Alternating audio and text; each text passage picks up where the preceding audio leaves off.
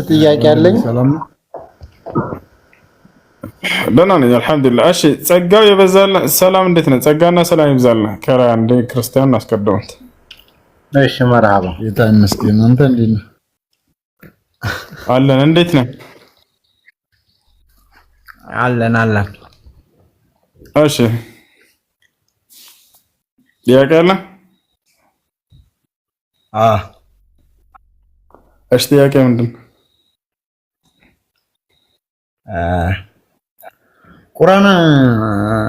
ቁርአን ከእስልምና እምነት በቀር ሌላ ሃይማኖት የሚከተል ሰው ጀነት እንደማይገባ ይናገራል። እውነት ነው። ክርስቲያኖች ጀነት ይገባሉ ብሎ ለምንድን ነው ታዲያ የተጻፈው? በአላህ ካመኑ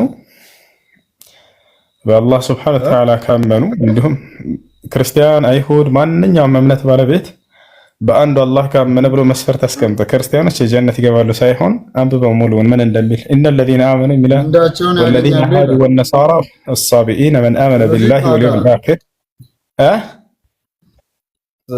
ሱራ 3 ለታዳ ከእስልምና ሃይማኖት ሌላ የሚከተል አይ ክርስቲያኖች ገነት ይገባሉ የሚለውን አሳየር። በቃሽ ከስን ጀምር። የቱ ጋር ነው ያለው?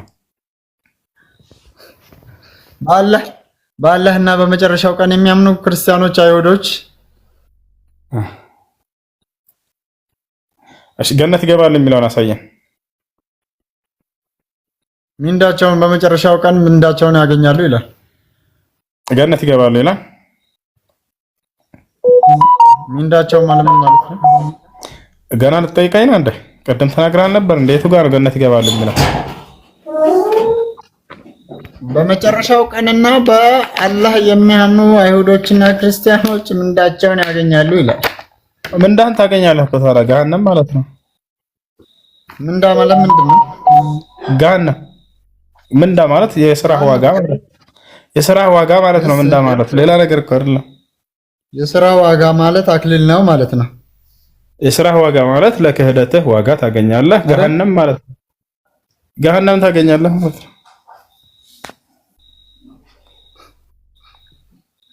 አይሰማም። የሥራ ምንዳ ታገኛለህ ማለት የሥራ ምንዳ ደግሞ አላህ ሱብሓነሁ ወተዓላ እንክዶ ክርስቶስን አምላክ ነው ያለ ሰው ገሃነም ነው። ማስረጃ لقد كفر الذين قالوا إن الله هو المسيح ابن مريم وقال المسيح يا بني إسرائيل اعبدوا الله ربي وربكم على أدمت እርግጥም እነዚያ ክርስቶስ ራሱ በሚገባ በአማርኛ አውራ አዳም ተረጋብርሽ ልተረጉምልህ ነው በአማርኛ አላህ ምን አለክ እኮ የታድርግ አዳም እስከጨርስ ረፈጣሪ አዳም ተረጋብርሽ እርግጥም እነዚያ ክርስቶስ የማርያም ልጅ ራሱ አምላክ ነው ያሉ ሰዎች ካዱ ብሎ አላህ ተናገረ። ከዚያም የገሃነም ናቸው የእሳት ናቸው ብሎ ቃል በቃል ተናግሯል። እነሱ ላሳየህ ማስረጃ ያወጣለህ። ቁርአንን ማን ነው የጻፈው? የታድርግ ጥያቄ ያለ ሲቀጥል እግዚአብሔር ይስቃል። በነገራችን ላይ መጽሐፍ ቅዱስ ላይ ላሳየህ ይላል እግዚአብሔር። ወላሂ ነው ከፈለክ ያሳያለሁ። ሳቀህ ራሱ ማስረጃ አለው። ለተፈልጌ ነው ላግዝህ ብዬ ነው በማስረጃ ነው የሳካው ራሱ መዝሙረ ዳዊት ላይ ምዕራፍ 45 ቁጥር 5 ላይ አካባቢ እግዚአብሔር ይላል። ከፈለክ ያሳያለሁ። እሺ ጥያቄ ያለ ይጠይቅ። ጀነት እናንተ ለምሳሌ ጀነት ከገባህ ምንድነው የምታደርገው? ጀነት ያው ከገባህ ጥያቄ ነው እንጂ ጀነት ትገባለህ እያልኩ አይደለም።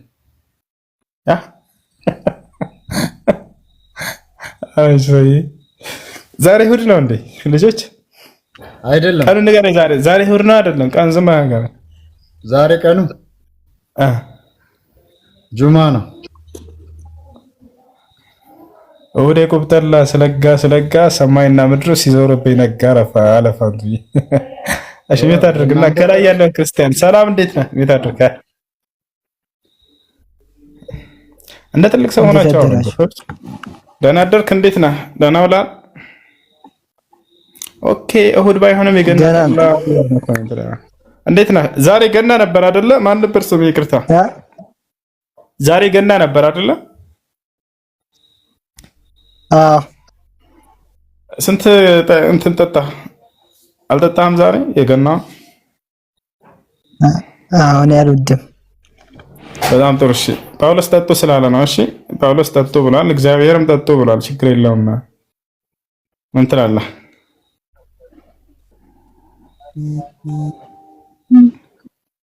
እሺ ለማለት ይቅርታ፣ በቃ ጥያቄን ጠይቅ። በቃ ጥያቄ አለ ስለማና መጠየቅ ፈልገህ ጥያቄን ሳልጠይቅ ለምንድን ነው ሚዩት የምታደርገኝ? ፈራ ነው አንተ ማስረጃ ሁሉ እያወራህ ቀጠቀጥከን እኮ አናግራልከ ምን አድርገህ አሁን አስጨርሰኝ። ከላይ ያለህ ጥያቄ ካለ ጠይቅ። እሺ እኮ ነው ፍርሃት እኮ ነው ወደ ሌላ የሚያዘልልህ። ጥያቄ ካለ ከላይ ያለህ ጠይቅ። አንተ እንድትማር ነው አውቄ ዝም ያልኩህ። እሺ እንዳይወርዱህ እንዳታወርዱት ልጆች ታባ አድርጌትም እንድትሄድ አልፈቀድኩልህም። ተማር። ከላይ ያለህ ጥያቄ ካለ ጠይቅ። ታረገኝ። እሺ ሚዩት እንዳታረገኝ። አይ የሜተላ ጋቢ አዳም ትረጋፈንሽ። ከላይ ያለ ጠይቅና ከዛ ትጠይቃለህ። እሺ ከላይ ያለ ጥያቄ አለ ልውረድ። ኧረ በፈጣሪ እሺ ጥያቄህን ጠይቅሽ። ጥያቄን ልጠይቅ። አይሽ ጀነት ላይ ጠጅ አለ?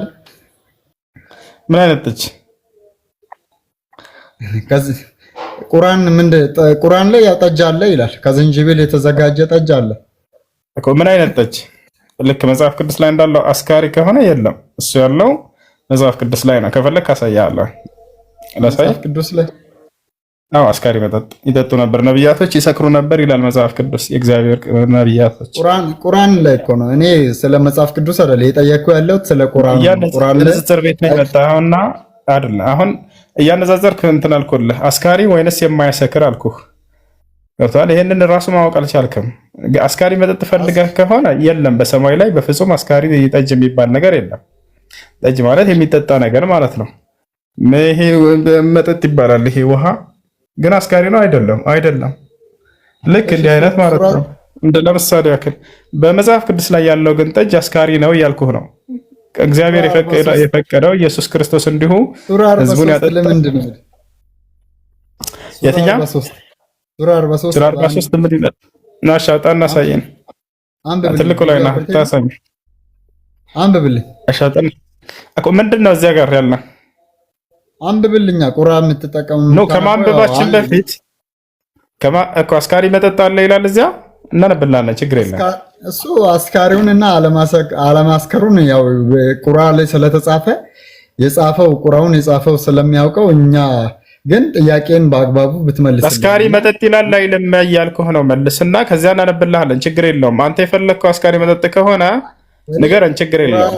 ቁርአን ላይ ጠጅ አለ ኦር የለም ነው እናነባለን። ወደ ቁርአኑ እንሄዳለን። ይኸውልህ አንተ በጣም ድንበር ያለፍክ አውቄ ነው ዝም ያልኩህ እንድትማር ነው። ገብቶሃል? አሁን መጠጥ ሲባል ጊዜ ለሁለት እየነገርኩህ ነው። ይሄ ውሃ አለ ለምሳሌ ያሰክራል አያሰክርም? ይሄ መጠጥ ይባላል። ያሰክራል? ይሄ ውሃ ውስጡ ላይ የሆነ ነገር ካለ ያሰክራል። በጣም ጥሩ። ውሃ በተፈጥሮ ያሰክራል አያሰክርም? አያሰክርም ማለት አያሰክርም። አዎ አያሰክርም። በጣም ጥሩ። ነገር ግን አረቄ ያሰክራል አያሰክርም? መጠጥ ይባላል። ያም ይሄም መጠጥ ይባላል። አረቄ ያሰክራል አያሰክርም? እንደሚያሰክር ታውቀዋለህ። በጣም ጥሩ። ስለዚህ በቁርአን ላይ ያለው አስካሪ የሚባል ነገር አይፈቀድም። በቁርአንም በሐዲስም ማስረጃ አውጥቼ አሳያለሁኝ። ጠጅ ሲባል የሚጠጣ ነገር ለማለት ነው። ያ ደግሞ የማያሰክር ነው። የሚያሰክሩ ነገራቶች ሁሉ ደግሞ እርም ተደርገዋል ቃል በቃል በቁርአንም በሐዲስም ላይ ከፈለክ አውጥቼ አሳያለሁ። አንተ ደግሞ አይ በቁርአን ላይ አስካሪ ጠጅ ይፈቀዳል የምትል ከሆነ ማሳየት ትችላለህ። ችግር የለው እና አሳየን። እንደሱ ትልቁ ላይ ነው ከፍታ አስካሪ ሳይሆን ቁርአን ላይ ጠጅ ተብሎ ጎበዝ። በጣም ጥሩ ጎበዝ። ስለዚህ አስካሪ ሳይሆን አስካሪ እንዳልሆነ ያውቃል። እሺ አስካሪ መጽሐፍ ቅዱስ ላይ እንዳለ እንዳሳየ ኢየሱስ ክርስቶስ አስካሪ መጠጥ እንደሰራ መጀመሪያ ነብይ ሲሆን ኢየሱስ የመጀመሪያ የሰራ ተአምር ምን እንደሆነ ታውቃላችሁ? አስካሪ ጠጅ መስራት ነው ለሰዎች። ህዝቡን ሁሉ አሰክረው ወስደው ማስረጃ ላሳየ አውራ ዘጋው ማስረጃ ላሳይህ እያልኩ ነው። ገና ሳላሳይህ መቼ ጨርሳለሁ? ኢየሱስ ክርስቶስ አስካሪ መጠጥ እንዳጠጣ ሰዎችን ላሳይህ። ነብያቶች አስካሪ ነው አይደለም? ቁርአን ላይ የተጻፈው ጠጅ አስካሪ ነው አይደለም እያል አይደለም። በቃ እሱን እኮ መለስልህ። አይደለም አስካሪ መጠጥ አይደለም፣ አስካሪ አይደለም። እሱን መለስኩልህ። ከፈለክ ላሳይህ አስካሪ እንዳልሆነ በማስረጃ ስማኝ። አስካሪ ነው አይደለም ብለህ ጠየቅክ አይደለ? አስካሪ አይደለም ማለት ማስረጃ ላሳይህ። ለዚህ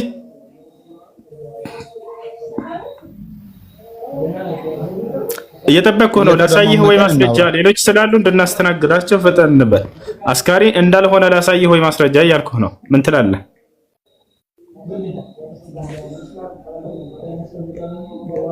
አለ ሄሎ። እሺ ሌላ ክርስቲያን ካለ ቀጥል ይችላል።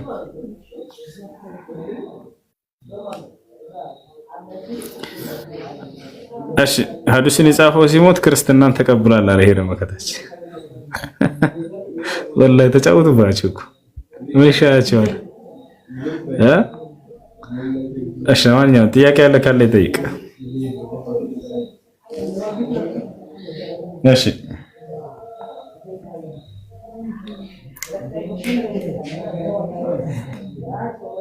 ጥያቄ ያለ? ጸጋው እዚህ ጋር ሰላም፣ እንዴት ናችሁ? ሰላም ነው አልሐምዱሊላህ። ጸጋው ጥያቄ ያለ? እሱ ጋር ስታወሩት የነበረው ጋር እያደመጥኩ ነበር። ቁርአን ላይ ያለው እንደማያሰክርና መጽሐፍ ቅዱስ ላይ ያለው እንደሚያሰክር ማስረጃዎችን እዚሁ ላይ እስኪ አቅርብና ልስማው። አብሽር እናሳያለን። ያው እሺ እንግዲህ ጠጅ ሲባል ጊዜ የሚጠጣ ነገር ነው። አስካሪ እንዳልሆነ በቁርአን ላይ ያለውን እናሳያለን። መጽሐፍ ቅዱስ ላይ ደግሞ ጠጅ አስካሪ እንደሆነ እናሳያቸዋለን። ወደ ቁርአን ከቁርአን ስንጀምር ጊዜ በገነት ውስጥ አለ ብለው የሚነግሯቸው በዚያ ላይ በፍጹም ሰዎችን የማያሰክር እንዳውም ደስ የሚል ጣዕም ያለው እንደሆነ አላህ Subhanahu Wa Ta'ala ይናገራል። ሱረቱ ሷፋት ላይ ምን ይላል መሰለህ?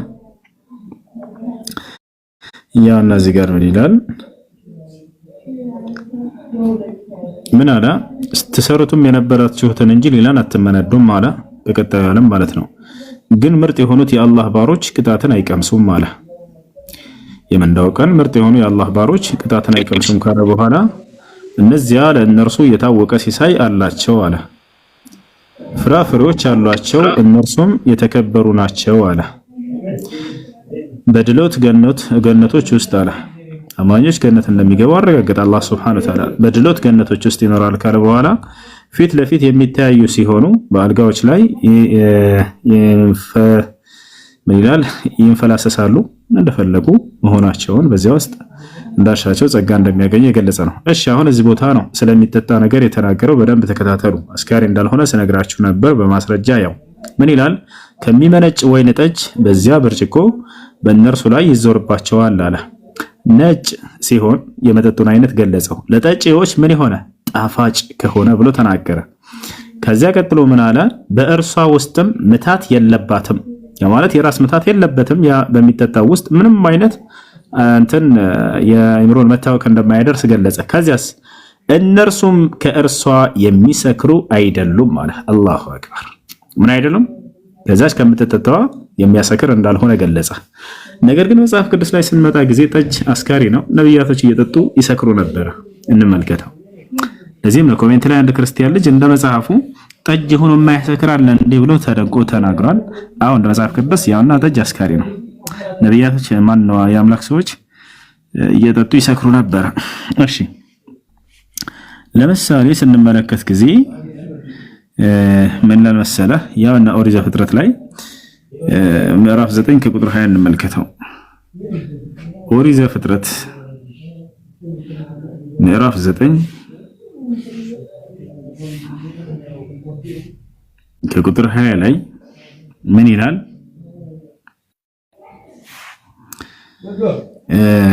ኖህ ገበሬ መሆን ጀመረ ይላል። ወይንም ተከለ፣ ከወይን ጠጁም ጠጣና ምን ሆነ? ሰከረ፣ በድንኳንም ውስጥ ራቁቱን ሆነ ይላል። ዛሬ ላይ ሰው ጠጅ ጠጥቶ እርቃኑን ሄዶ በቃ ሜዳ ለሜዳ እንደሚተኛው ኖህ አስካሪ መጠጥ ጠጣ። ማነው ጠጅ ጠጣ።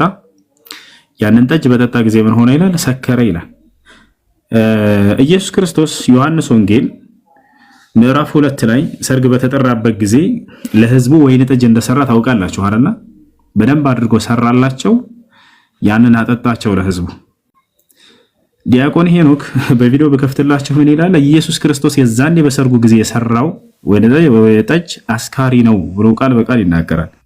ኢየሱስ አስካሪ ወይን ጠጅ ጠጥቷል ወይ? አዎ ጠጥቷል ብሎ ይናገራል። ኢየሱስ ራሱ ይጠጣ ነበር ብሎ ይናገራል። እና ስለዚህ ወይን ጠጅ አለ፣ ይህ ነገር አስካሪ እንደሆነ መጽሐፍ ቅዱስ ይናገራል። እየጠጡ እየሰከሩ እርቃናቸውን ይተኙ ነበር እነ ኖህ አለይሂ ሰላም። ኖህ በፍጹም ይሄን አላደረገም። በአላህ ስም እላለሁ ኖህ ከዚህ የጠራና የጸዳ ነው። አምላክ አላህ ኖህን ሲገልጸው በቁርአን ላይ በጣም በሚገርም ቃል ነው የሚገልጸው። እነሆ ካነ ዓብደን ሸኩራ ይለዋል። እርሱ አመስጋኝ ባሪያ ነበር እያለ ይገልጸዋል። በኖህ ስም ምዕራፍ ሁሉ እስከ መሰየም ደርሷል። አላህ በጣም ይወዳል ያከብረዋል። ይህን ታላቅ ነቢይ ኖህ ከእኛ ዘንድ ከኡሉል ዐዝሞች ነው።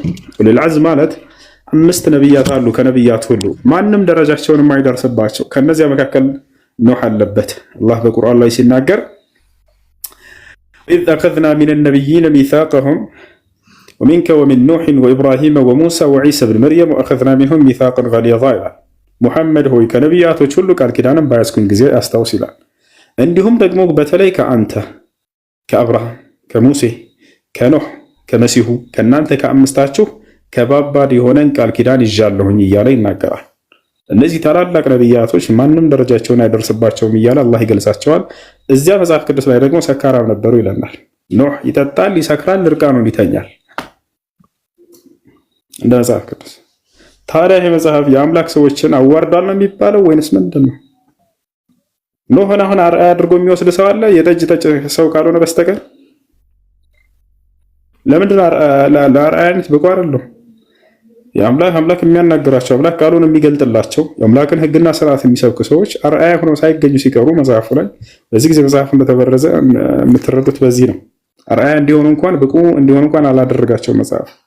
እንዳጠቃላይ ያው እየጠጡ ይሰክሩ ነበረ መጽሐፍ ቅዱስ ላይ። እሺ ጥያቄ ያለው ጠይቅ ይችላል። እኔ እኮ አልጨረስኩም፣ እያደመጥኩ ነው። እሺ ቀጥል።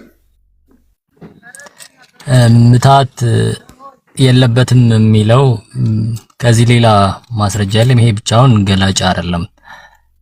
ሲፈታ ምታት የለበትም ማለት አይ ቲንክ ወይ ስካር የለበትም የሚል ትርጉም ነው አንተ የሰጠው። ምታት የለበትም የሚለውን ማለት ነው። ትርጉም አልሰጠሁም።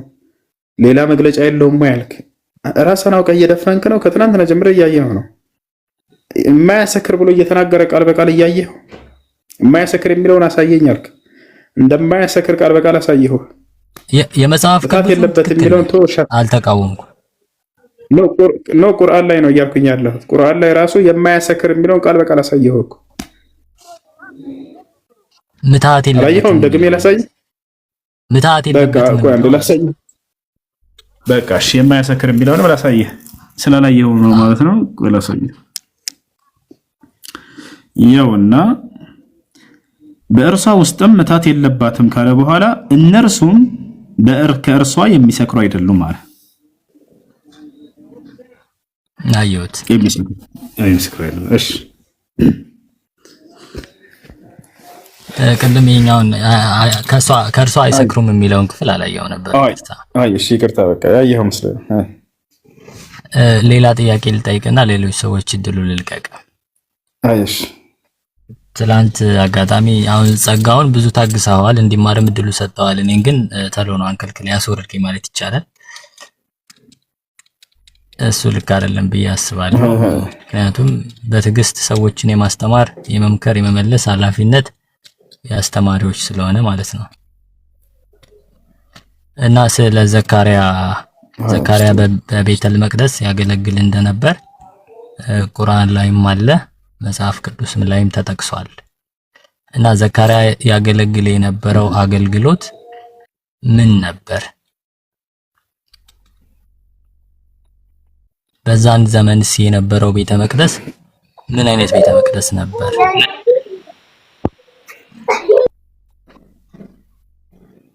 በጣም ጥሩ። እሺ አሁን በጥሞና አዳምጠኝ። ዘከርያስ ወይም ዘከሪያ አምላክ አላህ ሱብሓነሁ ወተዓላ በሱራ አሊ ዕምራን ላይ ታሪኩን ይገልጸዋል። በሱራ መርየም ላይ ታሪኩን ይገልጸዋል። ዘከሪያ መውለድ ማነው አልወለደም ነበር። እሱ ሽማግሌ ነበር፣ አርጅቷል ሁላ። ሚስቱ ደግሞ መሀን ነበረች። ሳይወልዱ ለብዙ ጊዜያት ቆይተዋል። 5 ጥያቄ ልጠይቅና ልውጣ? ትጠይቃለህ? አንድ እችን ጨርስ። አብሽር፣ ታገስ። እሺ። አይ ሁሱ ሁሉ ጊዜ ስለምታወራ 5 ጥያቄ ልጠይቅና ልውጣ እኮ። የጠየቀ ሌላ ክርስቲያን አለ፣ እሱን እንመልስለት። እሺ በቃ የሰው ልጅ አንዴ እናስቀድመው። በጣም ስለቻኮለ ሊሆን ይችላል። ችግር የለውም፣ ይደርሳል። እኔ አስቀድሞ እሱ ችግር የለውም። አይ እሺ ጌቴ፣ ጥያቄ ምንድን ነው? ቀጥልሽ። እሺ እንደምን ዋላችሁ? እኔ በእግዚአብሔር ፍጹም ሰላም በክርስቶስ ፍጹም ሰላም ልበላችሁ። ከዛ በኋላ የሰላም ሰው ስለሆንኩኝ ማለት ነው። እናንተ በቁርአናችሁ ላይ በሐዲሳችሁም ላይ ብዙ ነገሮችን የማውቀው ነገር አለ፣ አብሬ ስላደኩኝ አብሬ ስለኖርኩኝ ማለት ነው። አንድ ነገር ልንገርህ። በመጀመሪያ ደረጃ ሰላም አለይኩም ብለህ ለኔ ትመልስልኛለህ ወይ? አንድ እንደ አላህ ፍጥረት ነው እኔ የማስበው፣ አላህ ፈጣሪ ነው ብላችሁ ካሰባችሁ ማለት ነው። ሁለተኛ ነገር መሐመድ በ6 ዓመቱ አግብቶ በ9 ዓመቱ ስለተገናኛት ሰው ቆይ ልጨርሳ። ጥያቄን በአግባቡ እንዳታስወርደኝ በስነ ስርዓት ልመልስ። አንዴ ታገስ። መጀመሪያ ይኸውልህ 5 ጥያቄ አለኝ አልክ አይደለ? እያንዳንዱ እየመለስን እየሄድን ችግር የለውም ወደ ሁለተኛው ትሄዳለህ። እሺ አንዳንዱን እንጨርስ። መጀመሪያ ሲገባ ጊዜም ብሎ ገባ። እኔ ሰላም ስለሆንክ በክርስቶስ ሰላም እላችኋለሁ ምናምን ብለህ ከዛ እኔ አሰላሙ አለይኩም ብላችሁ ትመልስልኛላችሁ ያለ። እሺ በመጀመሪያ እሺ ወደ ጥያቄው ለመለስልህና መጀመሪያ ላይ ልትሰራ ስላልከው ነገር ስለሱ መጣበታለሁ። ሰላም አለይኩም ብትል ትመልሱልኛላችሁ? አሁን መልስልሃለሁ፣ ችግር የለም ብመልስልህ። ሰላም አለይኩም አለና ነቢያችን ሰለላሁ ዐለይሂ ወሰለም በዚህ ወአለይኩም ሰላም ብሎ መመለስ አይነትን ከሆነ የፈለግከው በዚህ ላይ በዑለሞች መካከል ሁለት ሐሳብ ቢኖረውም ግማሽ ለመች ይቻላል ብለዋል። ከማ ቃል ኢማም ኢብኑ አልቀይም ረሂመሁላህ ተዓላ አሳም አለይኩም ስላሉ ነው እነዚያ ሰዎች ወአለይኩም አሳም የተባሉት። ወይንም ደግሞ ላ ተብደኡ اليهود والنصارى بالسلام فإن سلموا عليكم فقولوا عليكم የተባለው ለዚያ ነው ተብሏል። አንዳንድ ነው። ስለዚህ በትክክል አሰላሙ አለይኩም ካሉ ወአለይኩም ሰላም ብትላቸው ችግር የለም ብሏል አልኢማም ኢብኑ አልቀይም ረሂመሁላህ ተዓላ። ውስዬ ቆይ ውስዬ አንዴ አዳምጠኛ። ውስዬ ወንድሜ አንዴ አዳምጠኝ። ውስዬ ወንድሜ አንዴ አዳምጠኝ።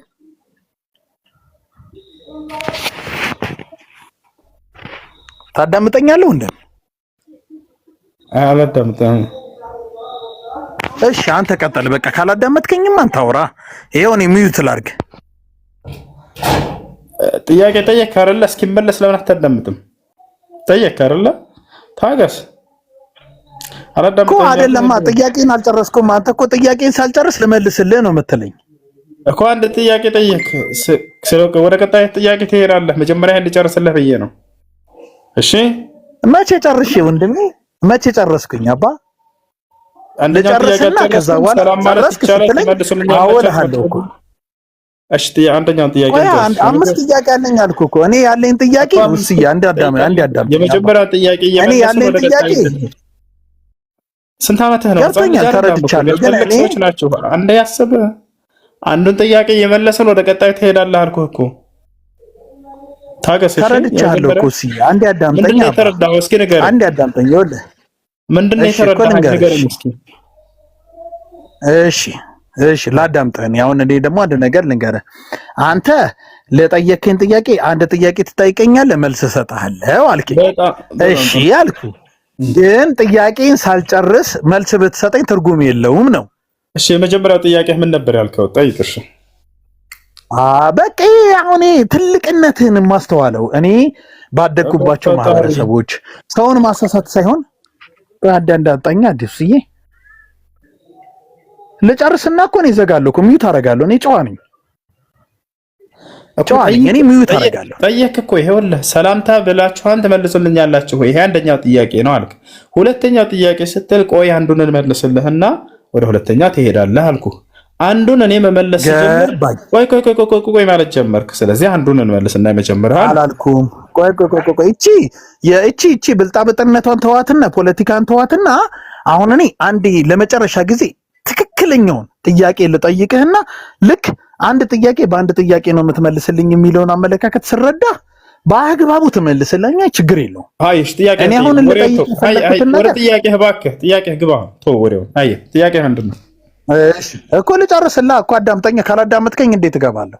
ረዘድ የሰው ልጅ እንትን በል። ጥያቄ ምንድን ነው? እሺ ስለ ዘከሪያ ነው የጠየቀው።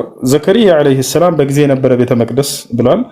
ያ በጊዜ የነበረ ቤተ መቅደስ ባጭሩ እስካሁን ድረስ ያለው ነው። ያ ኢየሩሳሌም የሚገኘው ነቢያችን ሰለላሁ ዐለይሂ ወሰለም አረጋግጠውታል። እሱ በዘከሪያስ በነቢያቶች ሁሉ ዘመን የነበረው ያ ቤተ መቅደስ እስካሁን ድረስ አለ።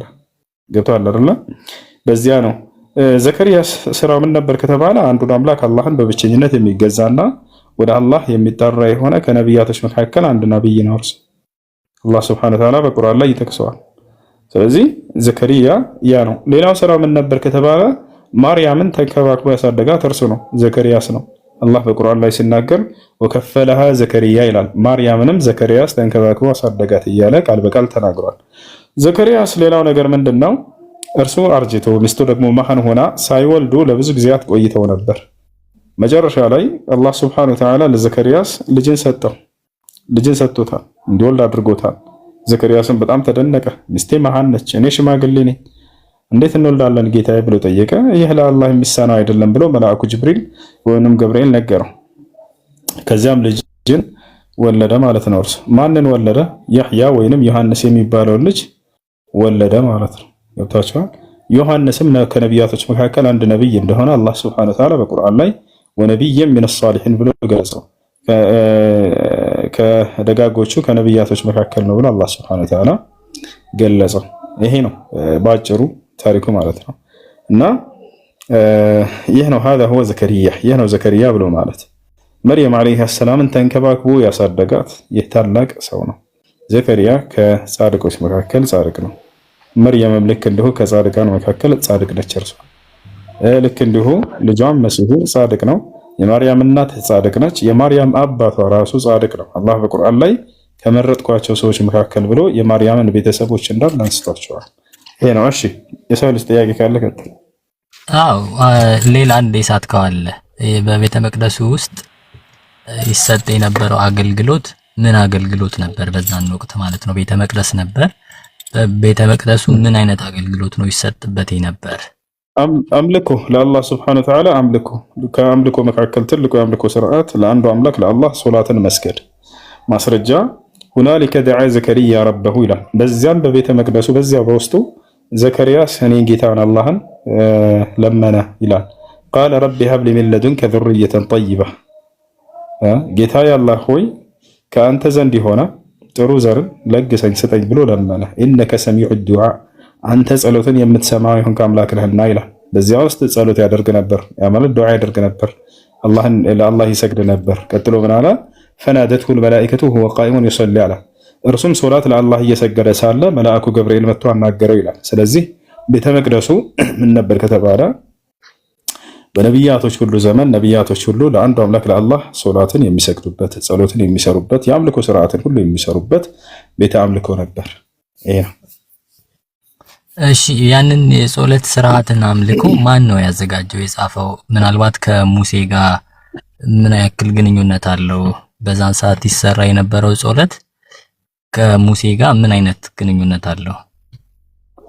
ኦኬ አምልኮ ሶላት፣ ዛሬ የምንሰግዳቸው የአምልኮ ስርዓቶች ሁሉ በዚያ ውስጥ ይሰራሉ። ሌላው ነገር እንደ ቂብላ ያገለግል ነበር።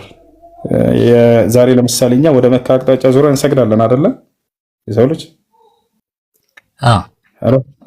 የዛኔ የሚሰገደው ወደ እሱ አቅጣጫ ነበር። ወደ ኢየሩሳሌም አቅጣጫ ዙራቸው ስገዱ የሚል ህግ ነበር። በዚያን ጊዜ ማንኛውም ሰው የትኛውም ስፍራ ሆኖ አምልኮ መስራት ቢፈልግ ወደዛ አቅጣጫ ዞሮ ነበር። እዛ ነበር አምልኮ የሚሰራ። አይተህ ከሆነ ይሄን ነቢያችን ሰለላሁ ዐለይሂ ወሰለም ተናግረዋል። አላህም በቁርአን ላይ ተናግረዋል። የመጀመሪያው የስግደት አቅጣጫ አድርጌዋለሁ ኢየሩሳሌም የሚገኘውን ቤተ መቅደስ ብሎ ተናግረዋል። እስራኤላውያን ነቢያቶች ሁሉ በዚያ ነበር አምልኮ እንዲሰሩ የተደነገገላቸው። አይተህ ከሆነ ዮሐንስ ወንጌል ምዕራፍ 4 ቁጥር 19 ላይ አካባቢ ሴትዮዋ መታ ኢየሱስ ክርስቶስን መምህር ሆይ አንተ ነብይ እንደሆንክ ያለሁ ስትለው ከዚያም አባቶቻችን በዚህ በኢየሩሳሌም ሰገዱ፣ ማን ነው በዚህ በተራራ ሰገዱ፣ እናንተም ሰው ሊሰግድበት የሚገባ በኢየሩሳሌም ነው ትንናላችሁ አለችው። በዚህ ጋር ተሳስተሻል አላላት። በዚያ ውስጥ እንደሚሰገድ ክርስቶስም ያስተማረው ነገር ነበረ እና አንቺ ሴት እውነት እውነት እልሻለሁኝ ከዚህ በኋላ ግን ስግደት ከኢየሩሳሌም የሚቀየርበት ጊዜ ይመጣል ብሎ ነግሯታል። ወደፊት ያ የስግደት አቅጣጫ እንደሚቀየር ወደፊት ይቀየራል ብሎ ነግሯታል። እንዳጠቃላይ በዚያ ቦታ ላይ የሚሰራው የአምልኮ ስርዓት ሶላት ይሰገዳል። ለአምላክ ለአላህ ሱብሓነሁ ወተዓላ ጸሎት ወደ እርሱ በዚያ ቦታ ላይ ሄደው ያደርጋሉ። ምናልባት አይተህ ከሆነ መጽሐፍህ ላይ መዝሙረ ዳዊት ላይ ወደ ቤተ መቅደስህ ዙሬ እሰግዳለሁኝ ወይንም እጸልያለሁኝ እያሉ ይናገራሉ። ወደዚያ ሂደው አምልኮ መስሪያ የሶላት መስገጃ ቦታ የአምልኮ መፈጸሚያ ቦታ ተደርጎላቸው ነበር። እርሱ የመጀመሪያው ለእስራኤላውያን የተደረገው እርሱ ነበረ እና ነቢያቶች እስራኤላውያን ነቢያቶች በዚያ ነበር የሚሰሩት። አላህም በቁርአን ላይ ያነሳዋል። የሚገርም ወማ ጀዐልና አልቂብለተ አለቲ ኩንተ ዐለይሃ ያቺ መጀመሪያ የነበርክባትን የስግደት አቅጣጫ እያለ ይገልጻታል። ማነች? እርሷ ኢየሩሳሌም ነች። ነቢዩ ሙሐመድ ሰለላሁ ዐለይሂ ወሰለም ነቢይ ተደርገው ገና እንደተነሱ የታዘዙትም ወደዛ አቅጣጫ እንዲሰግዱ ነበር። የሚገርማቸው ሙሐመድ ሆይ ወደ ኢየሩሳሌም አቅጣጫ ዙረህ ስገድ እንደ ነቢያቶች ብሏቸው ነበር። ከዚያ በኋላ ከ16 እና ከ17 ወራት በኋላ ወደ መካ አቅጣጫ ዙር የሚለው ትዕዛዝ መጣ። ይህንን ሰሃቦች ማስረጃ ሲናገሩ ምን አሉ? ሰለይና መዓ ረሱሊላህ ሰለላሁ ዐለይሂ ወሰለም ነሕወ ቤተል መቅዲስ ኢላ ቤተል መቅዲስ ነሕወ 16 ሸህራ አው 17 ሸህራ ثم أمرنا باستقبال القبلة فاستقبلنا። ሰሃቦች ምን አሉ? ከነቢዩ ሙሐመድ ሰለላሁ ዐለይሂ ወሰለም ጋር ለ16 እና ለ17 ወራት ያክል ወደ ኢየሩሳሌም አቅጣጫ ዙረን እንሰግድ ነበር። ከዚያም በኋላ የስግደት አቅጣጫ ይቀየር ወደ መካ ዙሩ የሚለው ትዕዛዝ መጣ። ወደዚያም ዞረን አሉ። አየህ ክርስቶስም ብሎ ነበር ከዚህ ከኢየሩሳሌም ወደፊት የሚቀየርበት ጊዜ ይመጣል፣ አንቺ ሴት መኝኝ ብሏታል። ለዚያ ሴት ይህንን አምላክ አላህ ሱብሓነሁ ወተዓላ እነዚያ መጽሐፉ ሰዎች ይሄንን ያውቁና ያስታውሱ ዘንድ ያምኑ ዘንድም እነሆ ዛሬ ከመጀመሪያይቱ የቤተ መቅደስ አቅጣጫ ወደ መካ አቅጣጫ እንድትዞር አዘዝኩህ እያለ በቁርአን ላይ ያወሳል። አይ ነው። እሺ አመሰግናለሁ። ቁርአን ላይ የሆነ ክፍል ሙሴ በሲና ተራራ የተወሰኑ ህጎችን እንደተቀበለና እነዛን ህጎች ደግሞ ለእስራኤል ሕዝብ እንዳስተላለፈ ይናገራል። እሱን አያይዘህ እንድትመልስልኝ ፈልጌ ነበር። ሌላው ግን በዛን ወቅት ከ2000 ዓመት በፊት በኢየሩሳሌም ከተማ ላይ የነበረው ቤተ መቅደስ በዓለም የሚታወቅ ይደረግበት የነበረው ይፈጸም የነበረው ስርዓት ለሁሉም ግልጽ የሆነ ኢብን ከገለልተኛ በሆኑ የታሪክ መጽሐፍቶች ውስጥም ተጽፎ የሚገኝ ራሱን የቻለ በጣም በብዙ መንገድ የተደራጀ ስርዓት እንደነበረው አንዳንድ መጽሐፍቶችንና በማንበብ ተረድቻለሁ። አንተ ግን ሶላት ብቻ እንደሚሰገድ ነው በዛ ቤተ መቅደስ ውስጥ እየነገርከኝ ያለህ። እሺ ምን አይነት አምልኮ ይሰራ ነበር? ምን አገኘህ በዚያ ውስጥ? የመጀመሪያውን ልመልስልህ። ሙሴ ያው ከአምላኩ ከአላህ ህግጋቶችን ተቀብሏል። በሲና ተራራ ሄዶ አላህም በቁርአን ላይ ወስቶታል። ወወዐድና ሙሳ 30 ለይለተን ወአትመምናሃ ብ10 ፈተመ ሚቃቱ ረቢሂ 40 ለይላ ወቃለ ሙሳ ሊአኺሂ ሃሩን አኽሉፍኒ ፊ ቀውሚ ወአስሊሕ ወላ ተተቢዕ ሰቢለል ሙፍሲዲን ወለማ ጃአ ሙሳ ሊሚቃቲና እያለ ይናገራል። አምላክ አላህ ሱብሓነሁ ወተዓላ ሙሴን በሲና ተራራ ና ብሎ ህግጋቶችን ሰጥቶታል። በጽላትም ላይ ጽፎ ሰጥቶታል።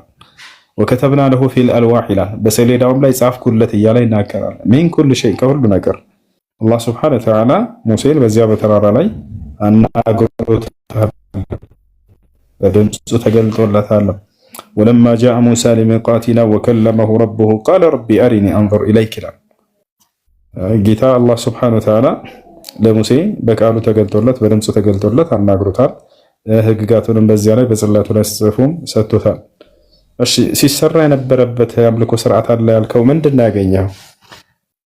የዛ የጽላት ዓላማ መስዋዕት ማቅራውን ለምሳሌ ቁርአን ላይ በዚህ መልኩ ቢጠቀስም ባይብል ላይና የአይሁድ መጽሐፍ ላይና ደግሞ ሌሎች የታሪክ መጽሐፍት ላይ ያ ጽላት ራሱን የቻለ ጽላቱ ማስቀመጫ ታቦት ተሰርቶለት የእንስሳ መስዋዕት ይቀርብበት እንደነበረ የታሪክ መጽሐፍቶች ያስረዳሉ። ኦኬ የእንስሳት መስዋዕት አለ እኮ እሱ በኢስላም እሱም ይሰራል። እሱን እኮ እናምናለን። በነቢያቶችም ዘመን ነበር፣ አሁንም እኮ አለ። አለም አለ ከፈለክ በቁርአን ላይ ያሳያለሁ። አላህ ሱብሓነሁ ወተዓላ መስዋዕትን አቅርቡ ይለናል። መካ ስንሄድ ጊዜ ከምናደርጋቸው ስነ ስርዓቶች መካከል የሐጅ ስነ ስርዓት መካከል አንደኛው በዚያ ላይ መስዋዕት ይቀርባል ለአንዱ አምላክ ለአላህ ሱብሓነሁ ወተዓላ። ልክ እንዲሁ በየዓመቱ ልክ እንዲሁ መስዋዕት እናቀርባለን ለአምላክ ለአላህ ሱብሓነሁ ወተዓላ። በዛን ወቅት ግን ዕለት ዕለት መስዋዕት እንደሚያቀርቡ ሰዎች ለኃጢአታቸው የቤተ መቅደሱ አገልጋይ ለዚህ ኃጢአታችሁ ይሄንን አይነት መስዋዕት ማቅረብ ይኖርባቸዋል እየተባሉ መስዋዕት እያቀረቡ ኃጢአታቸው ይስተሰረይላቸው እንደነበር ኢብን ገለልተኛ የሆኑ ሃይማኖታዊ መጽሐፍቶችን እንተዋቸውና የታሪክ መጽሐፍቶች በደንብ ያስቀምጣሉ። አሳያለሁ ለሱ በነቢያቶች ሕግ ላይ ነው። ነቢያችን ሰለላሁ ዐለይሂ ወሰለም ምን አይነት እንስሳት ራሱ መስዋዕት መቅረብ እንዳለበት ሁሉ እንዳለ በደንብ አድርገው አብራርተው ይናገራሉ። ምን አይነት ማንኛውም ሰው ለምሳሌ የሆነውን ዝም ብሎ አምጥቶ ማቅረብ አይችልም አለ ራሱ የተገለጸ በሐዲስ ላይ እንዲህ አይነት ብለው ነቢያችን ሰለላሁ ዐለይሂ ወሰለም ሕግና ስርዓቶችን አስቀምጠው ለመስዋዕት የምታቀርቡት ይህ ነው ብለው ይናገራሉ። መስዋዕት የሚለውን ቃል በቃል አላህ በቁርአን ላይ ቁል ኢነ ሶላቲ ወኑሱኪ ወመሕያየ ወመማቲ ሊላሂ ረቢል ዓለሚን ይላል። ሙሐመድ ሆይ ስግደቴም መስዋዕቴም ለዓለማቱ ጌታ ለአላህ ነው በላቸው እያለ ይናገራል። መስዋዕት ማቅረብ አንዱ የአምልኮ ስርዓት ነው ለአምላካችን ለአላህ ሱብሓነሁ ወተዓላ። ነቢያቶችን በዚህ ላይ ነበሩ። እሺ አመሰግናለሁ። በዛን ሰዓት ሰው በአምላኩ ዘንድ መቅረብ የሚችለው በሚያቀርበው በደም መስዋዕት በኩል ከነበር ከዛን ወዲህ ሰዎች በምን ምክንያት ነው በራሳቸው ስልጣንና መብት ባላህ ፊት በመንበርከክ ካላህ ጋር መገናኘት የቻሉ ምን ለውጥ ተደርጎ ነው? አሁን ያ የቤተ መቅደስ አገልግሎት ለብዙ ጊዜ የቀጠለ ሆኖ እያለ ነገር ግን ቁርአን ለውጥ አድርጓል። ድንገታዊ ለውጥ ተደርጓል። በክርስትና ያንን መስዋዕት የሚተካ የኢሳ መስዋዕት ስለቀረበ ነው ተብሎ ይታመናል። በእስልምና ግን በነቢያቶች መንገድ ላይ ለይተው የመጡት ክርስቲያኖች ናቸው። የሰው መስዋዕት አመጡኝ እንዳድስ እኛ በነቢያቶች መንገድ ላይ ያው ያለን እያልኩ ነው። ሁሉ ነው ያንን መስዋዕት በየዓመቱ እናቀርባለን፣ በየጊዜው እናቀርባለን። ገብቷል አይደል? ቃል በቃል አላህ ከአምልኮ መካከል አንደኛው ልክ ስግደት ካለ በኋላ መስዋዕት እያለ ይገልጽልናል። አዎ በነቢያቶች መንገድ ላይ ያለን አልተውነውም እስካሁን ድረስ። እናንተ ግን ያንን ትታችኋል። የነቢያትን መንገድ የሰው መስዋዕት አቀረብን አላቸው። ገብታችኋል? ስለዚህ ክርስትና መታ በነቢያቶች መንገድ ላይ አዲስ ነገር እናመጣች እንጂ በፍጹም ሙስሊሞች አይደሉም። ሙስሊሞች ያው በዚያው መንገድ ላይ እስካሁን ድረስ አለን። እኛ ይህን መስዋዕት እያቀረብን የኃጢአት ያስተሰርያሉ ወይ መስዋዕት ማድረግ አውድ ብናድርገው በምናርድ ጊዜ ያንን መስዋዕት በምናደርግ ጊዜ አላህ ሱብሓነሁ ወተዓላ የእርሱን ትእዛዝ በመፈጸማችን ምክንያት ኃጢአታችንን ይሰርይልናል፣ ወደ እርሱም በደንብ አድርገው ያቀርበናል። ያ እናንተ ግን አንተታቸዋል የሰው መስዋዕት ካልሆነ ብላችኋል። ይሄ ነው ነቢያችን ሰለላሁ ዐለይሂ ወሰለም ያስተካክሉ ዘንድ የመጡት። ያንን ይሄ ልክ ነህ። ያው የሆነ ለውጡ በዚሁ ላይ ልቀጥል። አንድ ተረጋጋ፣ አንድ ሰከንድ በል ተረጋጋ እና ትጠይቃለህ። ተረጋጋ እሺ፣ ጊዜ እንሰጥሃለን። ይቅርታ እሺ። አይ የሰው ልጅ ቶሎ ጨርስላቸውና ሌሎችም ክርስቲያን ስላሉ እድል እንድንሰጣቸው አንድ ጥያቄ ነው። ችግር የለውም። ሌላ ጊዜ መረጃዎችን አጠናክሬ ስለምመለስ ችግር የለውም። ለዛሬ እንዲሁ መነጋገር ነው የፈለግኩና የተወሰኑ የስርዓት ለውጦች ተደርገዋል። በዛን ሰዓት እለት እለት የሚቀርብ መስዋዕት ነበረ። አሁን ደግሞ በአመት አንዴ ነው እየተደረገ ያለው። አይደለም፣ ይሄ ለውጥ ነው አይደለም። እለት ማን ነው? በአመት አንድ ጊዜ ብቻ አይደለም የምናደርገው። ቅድም በደንብ አላዳመከኝም ማለት ነው። በአመት አንዴ የምናቀርበው አለን ያልኩህ እሱ በአረፋ ጊዜ የምናቀርበው መስዋዕት ነው። ገብተዋል አይደል? ይህ ከአባታችን ከአብርሃም የሚያደርግ ነበር። አላህ በቁርአን ላይ እንደገለጸልን ወፈደይናሁ ቢዘብሒን ዐዚም እንዳለ እንዲሁም በየዓመቱ እናደርጋለን። እኛ ነቢያችን ሰለላሁ ዐለይሂ ወሰለም አድርገው አሳይተውናል በነቢያት መንገድ ላይ ያውና ይህ ከእኔ ነው ይሄ መስዋዕት፣ እንዲሁም ደግሞ ለትውልዶቼ ማረድ ለማይችሉ እንዲሁም ደግሞ ከቤተሰቦቼ እንዲሁም ከአማኞች ሁሉ እያሉ እናንተም መስዋዕት አድርጉ እንደ ነቢያት እያሉ ያዙን ነበር። መጨረሻ ላይ የምን ይላሉ?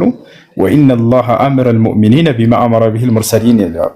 አምልኮን ከፈጸሙ በኋላ አላህ የቀደሙትን ነቢያቶች ባዘዘበት መንገድ እነሆ እናንተንም አዘዋችኋል እያሉ መስዋዕት አድርጉ ይሉ ነበር። እና በአመት አንድ ጊዜ ብቻ ነው ወይ መስዋዕት የምናደርገው? አይደለም። በአመት አንድ ጊዜ ብቻ ሳይሆን በየፈለግንበት ጊዜ በየጊዜው ማድረግ እንደምችል ቁርአን ይደነግጋል። ነቢያችን ሰለላሁ ዐለይሂ ወሰለም ደንግገዋል። ይሄ ነው። ራሳችሁን ለካህን ታሳያላችሁ። በዛን ሰዓት እኮ መስዋዕቱ የሚቀርበው ሄዶ አንድ ሰው ራሱን ለካህን አሳይቶ ካህኑ የፈረደበትን የጣለበትን መስዋዕት ነበር የሚያቀርበው። አሁን ለውጥ ተደርጓል ወይ አልተደረገም የሚለው መልስልኝ። እንደዛ የሚባል የለም። አምልኮ እስከሆነ ድረስ አምልኮ በእኛና በፈጣሪ መካከል ማንም የማይመለከተው አምላክ አላህ ሱብሓነሁ ወተዓላ የአምልኮ ስርዓቶችን ሁሉ በእኔና በእናንተ መካከል ብቻ አድርጉ ነው ያለው። ይሄ አንድ ካህን አንድ የነፍስ አባት ብሎ ሂሳብ የለም በኢስላም። በአንተና በአምላክ መካከል ማንም አያስፈልግም። ቆይ ልክ ነህ። በዛን ሰዓት የነበረው ግን የቤት አንዴ እባክህ አንዴ ልጨርሰልህ። የአምልኮ ስርዓቶችን በእኔና በእናንተ መካከል ማንንም አልፈልግም ብሏል አላህ ሱብሓነሁ ወተዓላ። ነገር ግን ልብ በል እዚህ ቦታ ላይ ያ ካህን ወይንም ደግሞ አስተማሪ ወይንም ደግሞ ነቢይ ምንድነው የሚያደርገው? ምን አይነት ማረድ እንዳለብህ ያንን ከእርሱ ነው የምትወስደውና የምትማረው።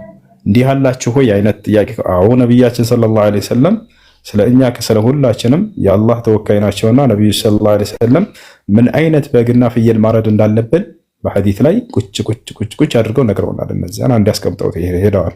ከጊዜ በኋላ እየመጣ አዲስ የሚቀያየር ሰው የለንም። እኛ ነብዩ ሰለላሁ ዐለይሂ ወሰለም አንድ አምላክ ባዘዛቸው መሰረት ያንን ምን አይነት መስዋዕት መቅረብ እንዳለበት አስተምረው ሄደዋል። በዚያ መሰረት እኛ ደግሞ ያንን መስዋዕት እናቀርባለን ማለት ነው። በየጊዜው እሱ የሚወሰነው እንደሰራው ጥፋትና ስህተት ነው። የሚወስነው ደግሞ ካህኑ ነው። ካህኑ ደግሞ ይሄን የታገኘው አላህ ሰጠው ማለት ነው። አሁን ይሄንን እያልኩ ያለው የሆነ መጽሐፍ ሃይማኖታዊ መጽሐፍ ውጭ በሆነ መጽሐፍ ላይም እርግጠኛ ሆኖ በዛን ሰዓት በአይሁድ ዘመን አይሁድ ከተማ ላይ ኢየሩሳሌም ከተማ ላይ ይደረግ የነበረ ሃይማኖታዊ ስርዓት የቤተ መቅደስ ስርዓት ማንም ሊክደው በማይችለው መልኩ ማንም እንደዚህ ነው ሊለው በማይችለው መልኩ ተቀምጦ ስላለ እሱን ሳይ ታዲያ ማን ነው የሳተ ማን ነው ለውጥ ልዩነት የፈጠረ ብዬ በደንብ ራሴን ስጠይቅ አጋጣሚ እናንተ እዚህ ጋር ስታወሩ ሳይ እስኪ በእስልምናዊ ነገር እንዴት ይታያል ብዬ ለማወቅ ነው የገባሁት። አንተ እንዳልከው ግን የሆነ ለውጥ እንደተደረገ ነው የሚያሳየው። ያ ስርዓት ራሱ ያልቀጠለበት ምክንያት ያ ስርዓት በዚህ ክርስቲያኖች ናቸው ለውጥ ያደረጉት። ከመጽሐፍ ቅዱስ ላይ አሳየኝ። ከነቢያቶች የሰው መስዋዕትን ለአምላክ ያቀረበ አምላክ የሰው መስዋዕት አይፈልግም። ሲጨመር አለ ካልክ ማሳየት ትችላለህ። እግዚአብሔር የሰው መስዋዕት እንደሚፈልግ የተናገረበት ቦታ አለ። አንድ ጥቅስ ስጠኝ። ካልሆነ ክርስቲያኖች ናቸው የነቢያትን መንገድ የበረዙ የቀየሩት አዲስ ነገር ያመጡት አለ። እግዚአብሔር የሰው መስዋዕት እንደሚፈልግ ለኃጢአት ስርየት የሰው ልጅ የለም ለማለት አልችልም። እኔ ያላነበብኩትም አላየሁትም ማለት ይችላል። እንደሌለ ታውቃለህ፣ እርግጠኛ ታውቃለህ። ኖ እንደዛ አይደለም። ሙሉን ስላላየው አንብበህናሽ ለማንኛውም ጸዶ ያደርጋሉ። እሺ ይሄ ነው። አይ ወአለይኩም ሰላም። እሺ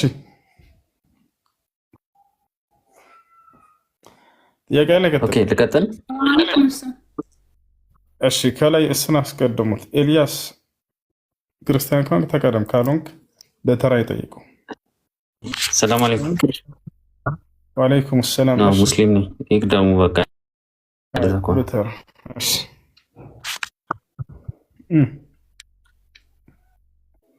እሺ ልቀጥል። አይ ቀጥል። ኦኬ መጀመሪያ ጥያቄ ትንሽ የቁርአን ማብራሪያዎች ነው። ሱራ ሙሐመድ ላይ ቁጥር 19 ላይ እነሆ ካላህ ሌላ አምላክ አለመኖሩን እወቅ፣ ስለ ስህተትም ለምዕመናትም ምህረትን ለምን፣ አላህ መዘዋወሪያችሁን መርጊያችሁንም ያውቃል። እዚች ጋር አሁን ማለት ነው ጥያቄ የሚነሳው ስለ ስህተትም ለምዕመናትም ምህረትን ጠይቅ የሚለው ቦታ ላይ ይሄ ነብዩ መሐመድ ኃጢአት መስራቱን ያሳያል አያሳይም የሚል ጥያቄ ነው። መጀመሪያ ኢስቲግፋር ከአምልኮ ስርዓቶች መካከል አንደኛ ነው። አስተግፍሩላህ ማለት አምላክ ያላህ ሆይ ለኃጢአቴ ምህረት አድርግልኝ ማለት ነው። ለመሆን ይሄን የምንለው አዳምጥ እባክህን አንዴ ልጨርስ። አስተግፍሩላህ ማለት ነው። ወስተግፊር ከሚለው ነው የምንጨምረው። ፈዕለም አነሁ ላኢላሃ ኢለላህ ወስተግፊር ይላል አይደል? ወስተግፊር ማለት ነው። ካወቀው መልስልኝ፣ ካላወቀው መልስልኝ፣ ችግር የለውም። استغفار ብሎ ማለት طلب المغفرة أي طلب الغفران من الله سبحانه وتعالى ከአላህ ምህረትን መማጸን ማለት ነው። አያችሁ አይደለ? አንድ ሰው አስተግፊሩላህ ስላለ ኃጢአት ሰርቷል ብለን መረዳት እንችላለን ወይ? ላ አንችልም። ነቢያችን ሰለላሁ ዐለይሂ ወሰለም እስተግፊሩ ፈኢኒ እስተግፊሩላህ ፊል የውም 100 መራ አው 70 መራ ፊ አልሐዲስ አልሰሒህ አለቲ ተወረት ዐን ነቢ ሰለላሁ ዐለይሂ ወሰለም እስትግፋር አድርጉ አሉ ነቢ ሰለላሁ ዐለይሂ ወሰለም። እኔ በቀን 100 ጊዜ እስትግፋር አደርጋለሁና አሉ። እስትግፋር 100 ኃጢአት ሰርተዋል ማለት ነው። በዚያ በየቀኑ 100 ኃጢአት እየሰሩ ነው እስትግፋር የሚያደርጉት? ላ አይደለም። ከአምልኮ ስርዓት ነው መካከል አንዱ ስለሆነ ነው። ሱብሃንአላህ ማለት ነው አምላክ ያላህ ሆይ ከጉድለት ሁሉ ጥራት ይገባህ እንላለን። ጉድለት ስላለበት ነው እንደዛ የምንለው? ላ አይደለም፣ አይደለም። ከታቻለ አይደል? ከዛልክ ልክ እንደው ነብያቶች ሁሉ እስትግፋር በጣም ያበዙ ነበር። ኃጢአተኞች ስለሆኑ አይደለም፣ ይበልጥ ንጽህናን ለመፈለግ ነው። ያ ነው የነብያቶች ከኃጢአት አላህ ሱብሓነሁ ወተዓላ ንጹህ አድርጓቸዋል። ነቢይ ሰለላሁ ዐለይሂ ወሰለም ቢሰሩም እንኳን ይማርላቸዋል ነው። ሰርተው ነው ወይ? ላ ኃጢአት አልሰሩም። ነቢ ሰለላሁ ዐለይሂ ወሰለም ማስረጃ ለስጥህ። ነቢያችን ሰለላሁ ዐለይሂ ወሰለም ሌሊት ሶላትን በጣም አብዝተው ይሰግዱ ነበር። እናታችን አይሻ ስትናገር ሐዲስ ላይ ምን አለች? ካነ ነቢዩ ሰለላሁ ዐለይሂ ወሰለም የቁሙ ሌይል ሐታ ተተፈጠረ ቀደማሁ ፈቁልቱ ያ ረሱለላህ لماذا كل هذا وقد غفر الله لك ما تقدم من ذنبك وما تأخر قال أفلا أكون عبدا شكورا يونا መልሱ እዚህ ጋር እናታችን አይሻ ምን አለች? ነብዩ ሰለላሁ ዐለይሂ ወሰለም እግራቸው እስኪያብጥ ድረስ የሌሊት ሶላትን ቆመው ይሰግዱ ነበር አለች። የሌሊት ሶላትን። ከዚያም እናታችን አይሻ ጠየኳቸው፣ እኔም አንቱ የአላህ መልእክተኛ ሆይ ይህን ሁሉ ለምን ይሰግዳሉ? ምንም እንኳን እንዳው ኃጢአት ቢሰሩ ያለፈው የሚመጣውን ሁሉ ተምሮላችኋል ተብሏል እኮ ብላ ጠየቀች። አንቺ አይሻ ሆይ እና አመስጋኝ ባሪያ መሆን የለብኝምን ብለው ተናገሩ። አየህ ኃጢአትን ስለሰሩ ለኃጢአታቸው ምህረትን እየተማጸኑ ሳይሆን የሚሰግዱትና እስትግፋር የሚያደርጉት ኢባዳ የሚያደርጉት ስለተሰጣቸው ጸጋ ለማመስገን ነው። ለማመስገን ብሎ የሚሰራና ምህረትን ፍለጋ ኃጢአት ስለሰራ ብሎ የሚሰራ የተለያዩ ናቸው። ነቢያችን ሰለላሁ ዐለይሂ ወሰለም ከመጀመሪያው ናቸው። ኃጢአትን ስለሰሩ ሳይሆን እስትግፋር እየጠየቁ ያሉት ይበልጥ ደረጃቸው ከፍ እንድል ዘንድ ነው። ያ ነው። ከዚህ ጋር አያይዤ ማለት ነው። ከዚህ ጋር አያይዤ ሱራ አበሳ ላይ አይነ ስውሩን ችላ ያለበት መንገድ የለም። እንዴት ከዚህ ጋር አያይዘን እስቲ መልስልኝ። ያ ኃጢአት አይደለም። ነቢያችን ሰለላሁ ዐለይሂ ወሰለም እዛ ጋር ኃጢአት አድርገዋል ብሎ እንትን ያለ ማንም የለም፣ የተናገረ የለም። ኃጢአት አይደለም እሱ ምን መሰላችሁ? ለምሳሌ አንድ ክርስቲያን እዚህ ቢመጣ አሁን እንዳውም አንተ እዚህ ምሳሌ ናቸው እናንተ ቀደም ያን ነው ያን ነብዩ ሰለላሁ ዐለይሂ ወሰለም ያደረጉት። ክርስቲያን መስለኝ ምን አልኩኝ እኔ ቀደም ክርስቲያን ከሆነ አስቀድሙት እሱን አልኩኝ አይደለ?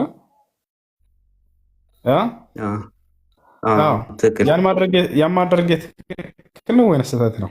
እሱን መጀመሪያ ቅድሚያ መስጠት ከአማኞቹ በፊት ትክክል ነው፣ ስህተት አልነበረም። ምክንያቱም ከነርሱ እንትን ይልቅ የነሱን የሙስሊሞችን ችግር ለመፍታት ይልቅ አላህ ስብሐነሁ ወተዓላ የካደን ሰው ችግሩን መፍታት የተሻለ ነው። ምክንያቱም ሙስሊሙ ሁልጊዜ ያገኘኛል እዚህ። ነገር ግን ይሄ ክርስቲያን ሰው ምናልባት እያለፈ ዛሬ ሊሆን ይችላል ያገኘኝ። ሁለተኛ የነሱ የሙስሊሞች ችግር የተውሂድ ችግር አይደለም፣ የእርሱ ግን የተውሂድ ችግር ነው። አላህ ስብሐነሁ ወተዓላ የመካድ ችግር ነው። ነቢ ሰለላሁ ዐለይሂ ወሰለም ያደረጉት ልክ እንዲሁ ነበረ። ምን እያደረጉ ነበር መሰላችሁ? የቁርአን አንቀጽ የወረደበት ምክንያት የመካ ከሃዲያኖችን ወደ እስላም እየጠሯቸው ነቢ ሰለላሁ ዐለይሂ ወሰለም ዳዕዋ እያደረጉላቸው እያናገሯቸው ነበር። ታላላቅ ሹማምንቶችና ንጉሶችን እያናገሯቸው ወደ እስላም እንዲመጡ ዳዕዋ እያደረጉላቸው እያለ አብደላህ ኢብኑ ኡሚ መክቱም የተባለው ሰሃባ አማኝ ነው። እሱ ደግሞ ማየት የተሳነው ነው። ከኋላቸው ስማቸውን ድምፁ ከፍ አድርገው ያ ሙሐመድ እያለ ይጠራቸዋል። ያ ረሱላህ እያለ ነቢ ሰለላሁ ዐለይሂ ወሰለም በዚህ ጊዜ ፊታቸውን ጨፍገግ አድርገው ዘወር አሉ። ይህን ያደረጉት ምንድን ነው? ትኩረት ለእነርሱ ከመስጠታቸው የተነሳ ነበር። እነሱ እንዲያምኑላቸው በጣም ጉጉት ነበራቸው። ያኛው ደግሞ አማኝ ነው፣ ደስ ባለው ጊዜ ያገኛቸዋል። እነዚህ ግን በሆነ አጋጣሚ ነው ያገኟቸው። በዚህ ጊዜ ነው አላህ ስብሐነሁ ወተዓላ عبس وتولى أن جاءه الأعمى وما يدريك لعله يزكى أو يذكر فتنفعه الذكرى أما من استغنى فأنت له تصدى وما عليك ألا يزكى وأما من جاءك يسعى وهو يخشى فأنت عنه تلهى كلا يرى يتنقرشون يهمل يبالان حاجات سايهون الله سبحانه وتعالى تكسازن يسطاچو الله እናት ለምሳሌ አንዲት ልጆቿን ጎበዝ ተማሪውን እንዲህ ልታደርግ እኮ የተሻለ ነበር ብሎ ቢናገሩ ያ ተሳስቷል ማለት ነው ያለች አይደለም። የተሻለውን መንገድ ማመላከት ይባላል ይሄ። እሺ አንድ የመጨረሻ ልጠይቅና ልውጣ። ሱራ ዩኑስ 94 ላይ ወደ አንተ ካወረድነው فإن كنت في شك مما أنزلنا إليك فاسأل الذين يقرؤون الكتاب من قبلك لقد جاءك الحق من ربك فلا تكونن من الممترين ولا تكونن من الذين كذبوا بآيات الله يالنا قال شيء فإن كنت في شك اشتياكه بس لا يالنا የትኛው መጽሐፍ ነው ጠይቅ ሲሉ ከዚህ በፊት ተውራትና እንጂል ተውራትና እንጂል ሳይበረዙ በፊት በነበሩበት ሁኔታ ሲያነቡ የነበሩ አካሎችን ነው። አሁን መጽሐፉን ሄዳ አንብብ እያለ ወደ መጽሐፉ ሳይሆን እያመለከተ ያለው አንቀጹ አንብብ የምትረዳው ወደ አንባቢዎቹ ነው። ፈስአል ለዚነ የቅረኡነ ልኪታበ ሚን ቀብሊክ አለ። ከአንተ በፊት እነዚያን መጽሐፉን ሲያነቡ የነበሩትን ጠይቅ ነው ያለው እንጂ መጽሐፉን ሂድና ተመልከት አይደለም። መጽሐፉማ ተበርዟል እያለ ብዙ ቦታ ተናግሯል አይደል? አላህ ስለዚህ ወደ መጽሐፉ ሳይሆን ወደ አንባቢዎች ነው። አንባቢዎችን ታዲያ ጠይቅ የሚለው ማንን ነው ከተባለ ደግሞ ሱረት ዝኽሩፍ ላይ ነገራቸው። ምን አለ? ወስአል መን አርሰልና ሚን ቀብሊከ ሚን ሩሱሊና አለ። ከአንተ በፊት የላኳቸውን መልእክተኞችን ነው ጠይቅ ያልኩት አለ። አያረለ ስለዚህ ነቢያቶችን ነው ጠይቅ እያለ ያለው። እንዴት ታዲያ ነቢያቶችን እንዴት አግኝተው ይጠይቋቸዋል? ነቢ ሰለላሁ ዐለይሂ ወሰለም ሞተው የለ እንዴ ልትል ትችላለህ አይደለ? ኢልያስ ተገናኝተዋል። ቤተል መቅደስ ተገናኝተዋል። ነቢያችን ሰለላሁ ዐለይሂ ወሰለም ወደ ቤተል መቅደስ በሄዱ ጊዜ እዛኔ ከመካ ወደ ቤተል መቅደስ እንዳለ ነቢያቶችን ሁሉ አግኝተዋቸዋል። ሐዲሱን ከፈለግከው እሰጥሃለሁ። ዑሪደት ዐለየ አልአንቢያ አሉ። ነቢያት ሁሉ ተቀረቡልኝ፣ ተገለጡልኝ አሉ። አገኟቸው። በዚያን ጊዜ ነው ወስአል መን አርሰልና ምን ቀብሊከ ሚን ሩሱሊና አላቸው። ያውና ከፈለክ ከአንተ በፊት የላኳቸው ነቢያቶች ሁሉ ያውለህና ጠይቃቸው ከፈለክ አላቸው። ታዲያ ነቢ ሰለላሁ ዐለይሂ ወሰለም ጠየቁ ወይ? ለም አስአል ላ አሹክ ወላ አስአል ብለው ተናገሩ። አብዱላህ ብን አባስ እንደተናገረው ብትጠራጠር ጠይቅ ብሏቸዋል አይደለ? አረ በጭራሽ አልጠራጠርም አልጠይቅምም አሉ። ፈሁወ አሸዱ ናስ የቂናን ቢላሂ ሱብሓነሁ ወተዓላ ሐታ ሚን አልአንቢያ ወአሸድሁም ወአክተሩሁም ዒልማ ከነቢያቶች ሁሉ ከማንም በላይ የቂን ያለው ማነው? ነቢ ሰለላሁ ዐለይሂ ወሰለም ናቸው። ፈሁወ አብዐድሁም ሚነ ሸክ ወረይብ ከሁሉም በላይ ከጥርጣሬ በጣም የራቁት በአምላክ ቃል ነቢ ሰለላሁ ዐለይሂ ወሰለም ናቸው። ፈሁወ አዕለሙሁም ቢላሂ ሱብሓነሁ ወተዓላ ከነቢያቶች ሁሉ በላይ አላህን በደንብ አድርጎ የሚያውቀው ነቢ ሰለላሁ ዐለይሂ ወሰለም ናቸው። አነ አዕለሙኩም ቢላሂ ብለው ሐዲስ ላይ ተናግረዋል። እኔ ከፍጥረት ሁሉ ከማንም በላይ አምላኬን አላህን እኔ ነኝ የማውቀው ብለው ተናግረዋል። እንዴት ብለው ነው ታዲያ የሚጠይቋቸው? አይጠይቋቸውም።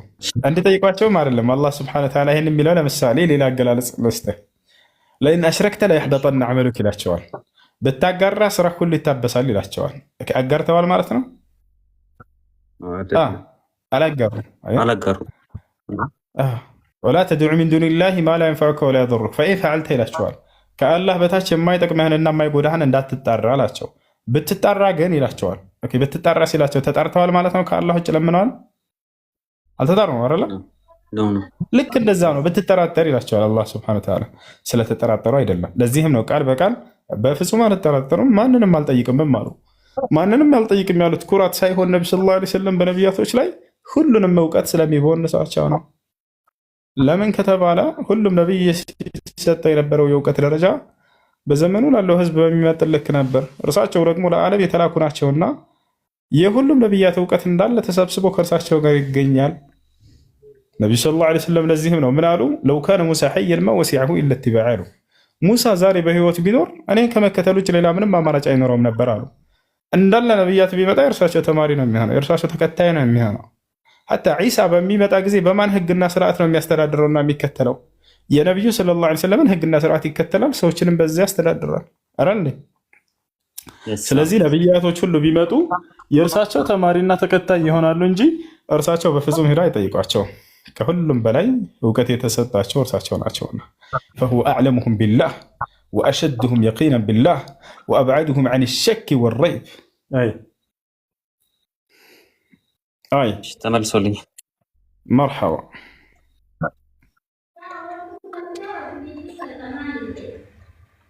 ሌላ ጥያቄ ለሰዋለ ሰላሙ አለይኩም ወሱ አለይኩም ሰላም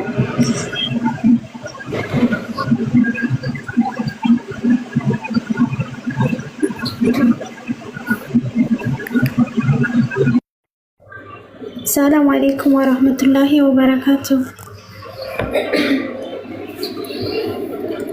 አለይኩም ሰላም ወራህመቱላሂ ወበረካቱሁ። እንዴት ናችሁ?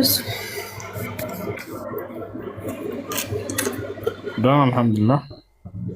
ብዙ ቀን ጠይቄ ዛሬ ያስገባኝ፣ በጣም አመሰግናለሁ። ጀዛኩሙላህ ኸይር። ጥያቄ ነበረኝ። እሺ ጠይቅልኝ። የመጀመሪያው ጥያቄ ሶላት ስንሰግድ እጃችን ላይ ያኔ ብራዝሌትም ሆነ ቀለበት ሰዓት አድርገን መስገድ እንችላለን? ታዲያ ችግር የለም። ሁለተኛ ጥያቄ ደግሞ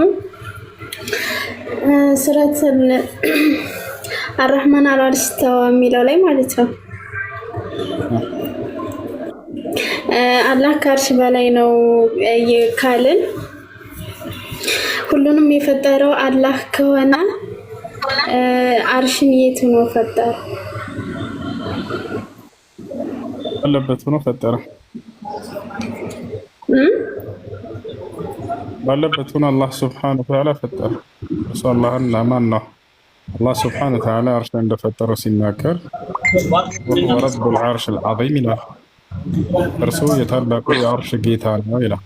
እርሱ አላህ ሱብሓነሁ ወተዓላ አርሽንም ሁላቸውንም ነው የፈጠራቸው። አላሁ ኻሊቁ ኩሊ ሸይኢን ይላል። አላህ የሁሉ ነገር ፈጣሪ ነው ይላል። ሁሉ በሚለው ውስጥ አርሽም ይካተታል። አይ በይ ሸጊቱ የጥያቄ ያለሽ?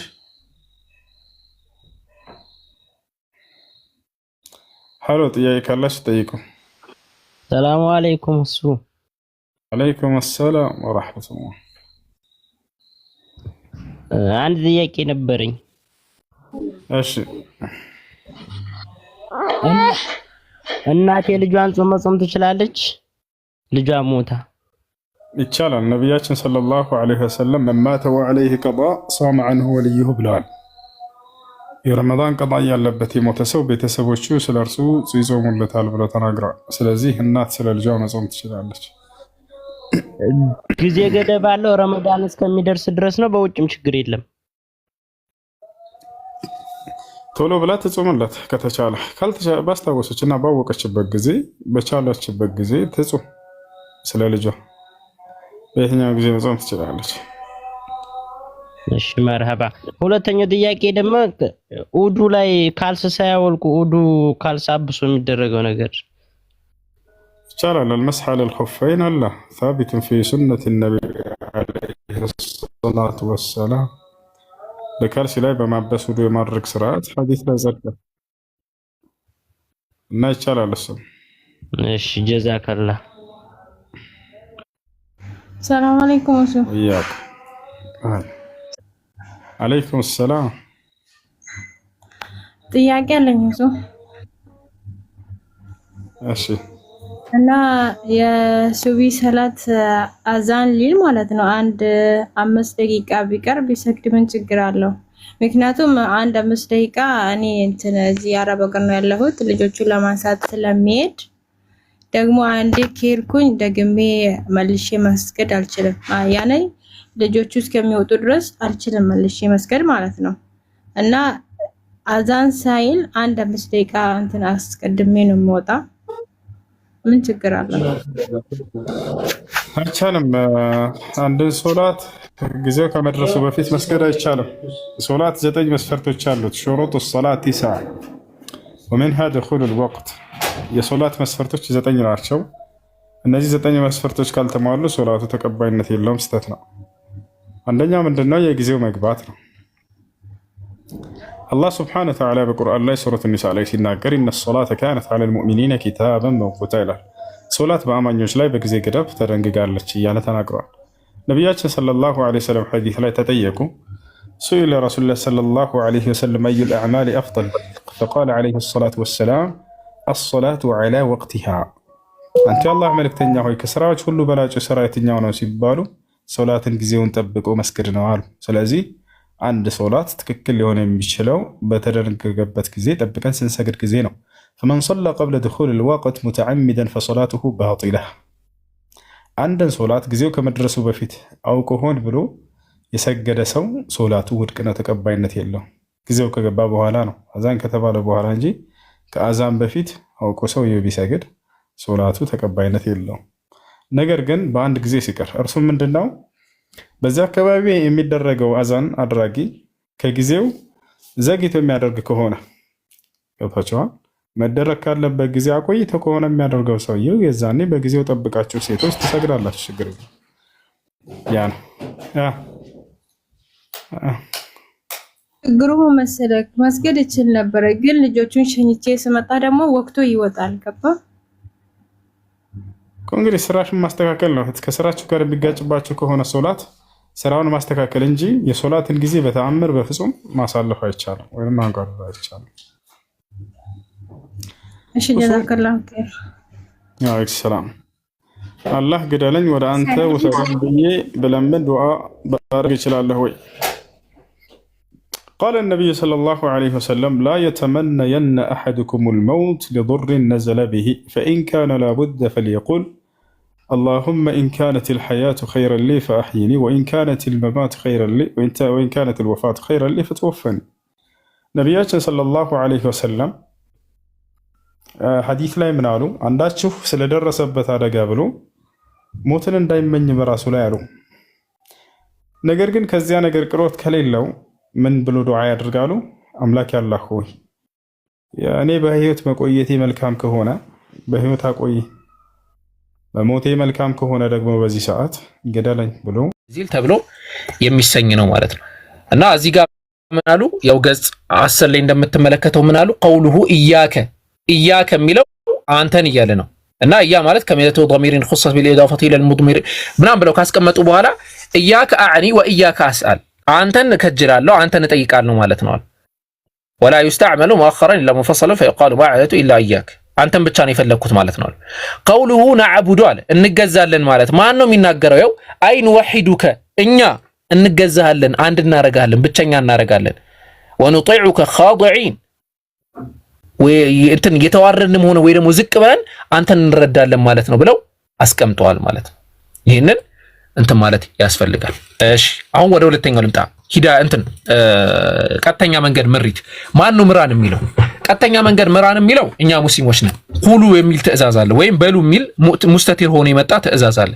ስለዚህ እኛ ምን ማለት አለብን ከተባለ አላህን ሱብሃነሁ ወተዓላ ቀጥተኛ መንገድ ምራን ማለት አለብን። ጥያቄ ግን በዚያ ያበቃ።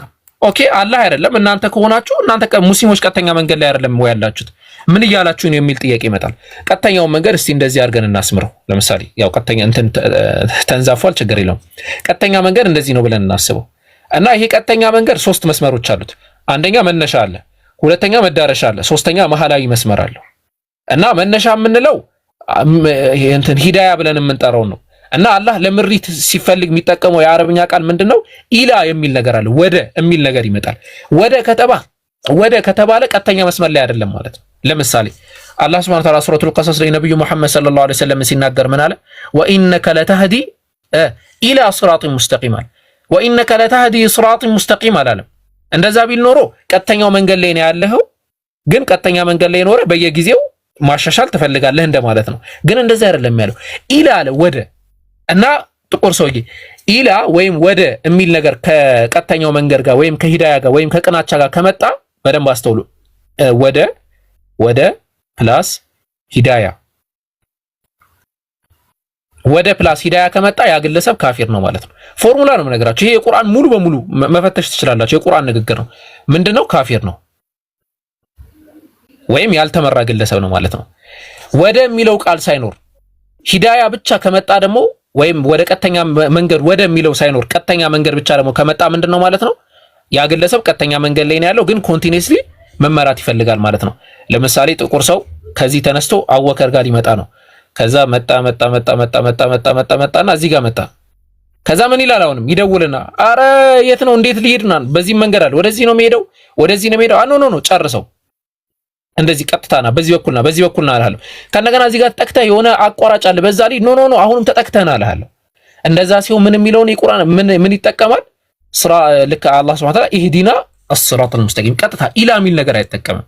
ይሄ ለምእመናን ነው ማለት ነው። ስለዚህ ያንን ነው ያው ሌላ ምናልባት ጥያቄውን ከፈጠረብህ ይሄንንም ልመልስልህ ብዬ ነው። እና ሙስተቲር ሆኖ ይመጣል፣ ድብቅ ሆኖ ይመጣል። በሉ የሚል ትእዛዝ አለው። እኛ ደግሞ በየጊዜው እንላለን ማለት ነው። ለዛ ነው ሱረቱል ፋቲሃ ትልቅ ቦታ ይሰጣታል። ሰብዐል መታኒ ወልቁርአን አልዓዚም ተብላም ተጠርታለች በዚህ በቁርአን ላይ ማለት ነው። አልካፊ፣ አልሻፊያ፣ አልከንዝ ምናምን በሚል ስያሜዎችም ብዙ ስያሜዎች አሏት። እሺ የጥቁር ሰው በምስራቅና በምዕራብም ጌታ ለምናል የሚለውን በዚሁ መንገድ ነው ማለት ነው የምንሰራው። እንትን ፋይናማ ቤትም ብዞሩ ጌታችሁን ታገኙ። አጠቃላይ ቁርአን ላይ ልክ እንዳልኩ ንግግሮች አይ ቲንክ እንትን አደርግልሃለሁ። እሺ ምንድነው ከተቻለ ወላሂ ይሄንን የቁርአን ንግግሮችን አስመልክቶ የሚያብራራ አሁን መጽሐፍ ኢንሻአላህ ረመዳን ላይ ያወጣሉ። ከምሬ ነው ልክልሃለሁ። አንተ ብቻ የምታነብ ከሆነ ማለት ነው። ዝም ብለህ መታባክን ከሆነ አዝናለሁ፣ ግን ከምር ልክልሃለሁ። አሁን ይሄን መጽሐፍ መጀመሪያ ላይ ለሙስሊሞች ነው መጀመሪያ ላይ ለማድረስ ያሰብኩት፣ ግን ልክልሃለሁ ላንተ ሐሳቡን ብታረጋ ማለት ነው። እና ቁርአን ላይ ያሉ ለምሳሌ ያሉ ቃላቶች ቀደም እንዳልኩ አሁን ለምሳሌ ይሄንን ላሳየ ሱረቱል በቀራ ቀደም ያልኩን አንቀጽ ለምሳሌ ላሳየ። አንድ ጀግና ጥርት ያለ አፕሊኬሽን የሚሰራ አንድ ሙስሊም ወጣትን እንጣባ አለ።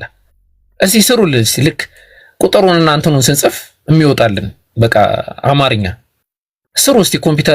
የኮምፒውተር ሳይንስ እንትኖች ብቃት ያላችሁ ሰዎች ተው እንጂ ምን ሆናችሁ ነው?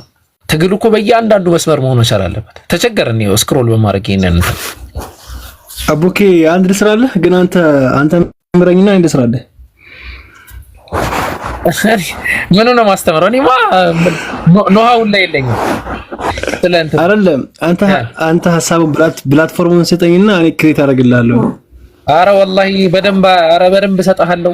እንዴ ቀላል ችግር የለም።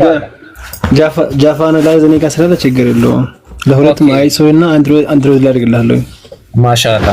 አይ በቃ እንደዛ ከሆነ ዝንጥ ያለ ነገር እናቀርባለን ኢንሻአላህ። ዝንጥ ያለ ነገር ማለት ነው። እሺ እንደዛ እናደርጋለን ኢንሻአላህ።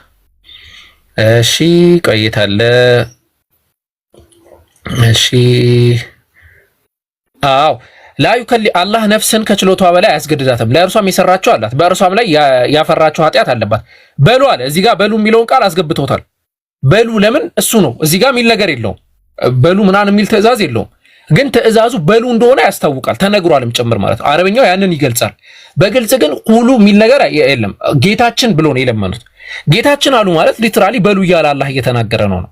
ስለዚህ ይህንን አሁን በሐዲስ ደረጃ ነብዩ መሐመድ ሰለላሁ ዐለይሂ ወሰለም ቃል አላሁ ቀድ ቀቢልተዋል አላህም ብሏል ተቀብያለሁ ብሎ ነው ያስቀመጠው።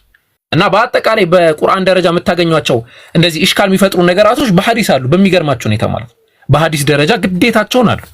ሳይኖር የተቀመጠ ነገር የለም። ልክ ፋቲሃው እንዳለው ሆኖ ይሄም አለ ማለት ነው። እና እንደዛ ነው። ገብቷችኋል? ግን ወይ ዝም ብላችሁ ነው የምታስለፍልፉኝ? ያ ታንክ ዩ በጣም እንትንህ ራሱ ይበቃል። ያለህ አፕሮች ራሱ በጣም አሪፍ ነው። እኔ የትም ቤት ገብቻለሁ። በጣም የሌለ ነው። ወይ እውቀት የላቸውም፣ ወይ ስትናገር አያናግሩህም፣ ወይ አይናገሩም። ደስ የሚል ማስረጃ እኮ ያለህን አንተ የተረዳውን ማስረዳት እኮ ያባት ነው። ታውቃለህ አይደል? በጣም እኔ እንጃ አፕሪሺየት ዩ በጣም ምን መሰለህ አሁን እንትን ነገር አለ ማስተዋል ያለባችሁ ነገር እዚህ አሁን ቲክቶክ ላይ አሁን የምትመለከታቸው አሁን እዚህ ቲክቶክ ላይ ያሉ ወንድሞች በጣም ረጅም ሰዓት ነው ላይቭ ላይ የሚያጠፉት። ኦኬ እና ረጅም ሰዓት ላይቭ ላይ ሲያጠፉ አንዳንዴ ሰዎች ሊትራሊ የሚሰጡት ስም አለ። ለምሳሌ በቃ ጥቁር ሰው ሊያደርቅ ነው የመጣው ከተባለ ለምሳሌ እኔ አወከር እንደዛ ከተባልኩኝ በጥሩ እንትን ላለህ ይችላል። ያው ሰው ከሰው ይለያያል። ለምሳሌ የኔ አፕሮች እና የሌሎች ወንድሞች አፕሮች አንድ ላይ ሆን ይችላል።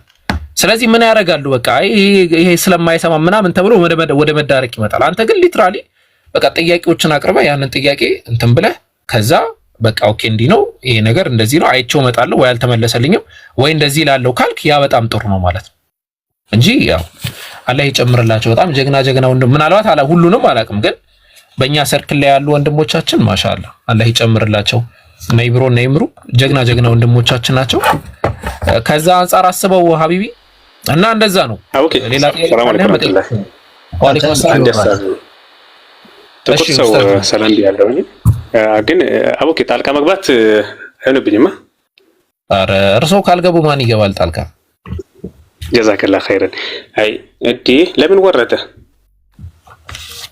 ኦኬ አይ ምናልባት መቀለስ ነው በመልእክቱና አላህና መልእክተኛውን ካልተሰደበኮ የትኛውም ሰው እንትን የሚሰደብበትና የሚተችበት ምክንያት የለም መጀመሪያ ግን አቡኪ ኸይር ጀዛና ላይክ ፈለ እንደዚህ ነው በቃ አሪቆ ማሰብ ነው አንዳንድ ወገኖቻችን ስሜታማ ሆኖ ሲመጡ ከነሱ አንድ እርምጃ ቀድመን መገኘት መቻል አለብን በቃ እነሱን ስሜታቸውን የማረጋጋት ስራ ነውና የምር በቃ እንደዚህ ሲሆን በጣም ደስ ይላል ከዛ ውጪ ጥቁር ሰው የሚሆን ሌሎች ወገኖቻችን ለኛ ያው ናቸው ጸባይ ካላቸው እስልምና ካልተሳደቡ ምንም ችግር የለውም እኮና ዛሬውን የሱ ጥሩነት ሳይሆን ያቡኪ ትግስት ነው ኸይር ጀዛን አላህ ይክፈል ዛሬውን ምን መሰላችሁ ኡስታዝ ጀማል እኔ ምናልባት ያው ኡስታዝ ጀማል ከድሮ ጀምሮ ስለምንተዋወቅ ያቆኛል ቲክቶክ ላይ ከድሮ ጀምሮ የነበረ ሰው በደንብ ያቀኛል እኔ በጣም ተራጋጭ ነበርኩኝ ሐቂቃ ማለት ነው እኔ ራሱ አልደብቀውም ሐቂቃውን ነው የምናገረው በጣም ተራጋጭ ነበርኩኝ ተራጋጭ ኢኔሴንስ ምን ማለት ነው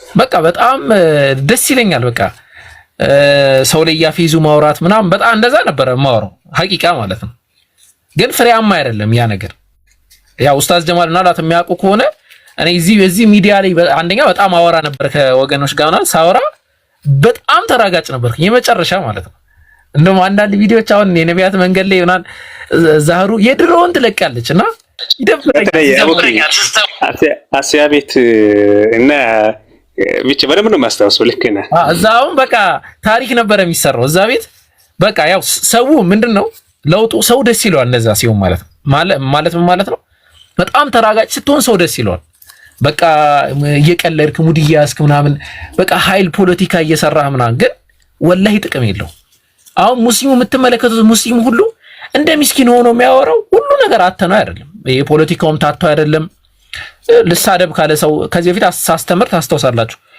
መሳደብ በጣም ቀላል ነው አለመሳደብ ነው ከባዱ ማለት ነው ወንድም ይብሮ ውይይቱ መሃል ላይ በቃ አክሩቶ ደውዬ ያመሰገትኩት በምንድነው አንድ ንግግር ተናግሮ ነበር መጥፎ ሰው ተሳዳቢ መሆን ቀላል ነው ከባዱ ጥሩ ሰው መሆን ነው ምናልባት የምታስተውሱ ከሆነ ማለት ነው ከአንድ እዚህ ከሆነ ልጅ ጋር ሲወያይ ማለት ነው ኡስታዝ ጀማል ታስተውሳላችሁ አይደል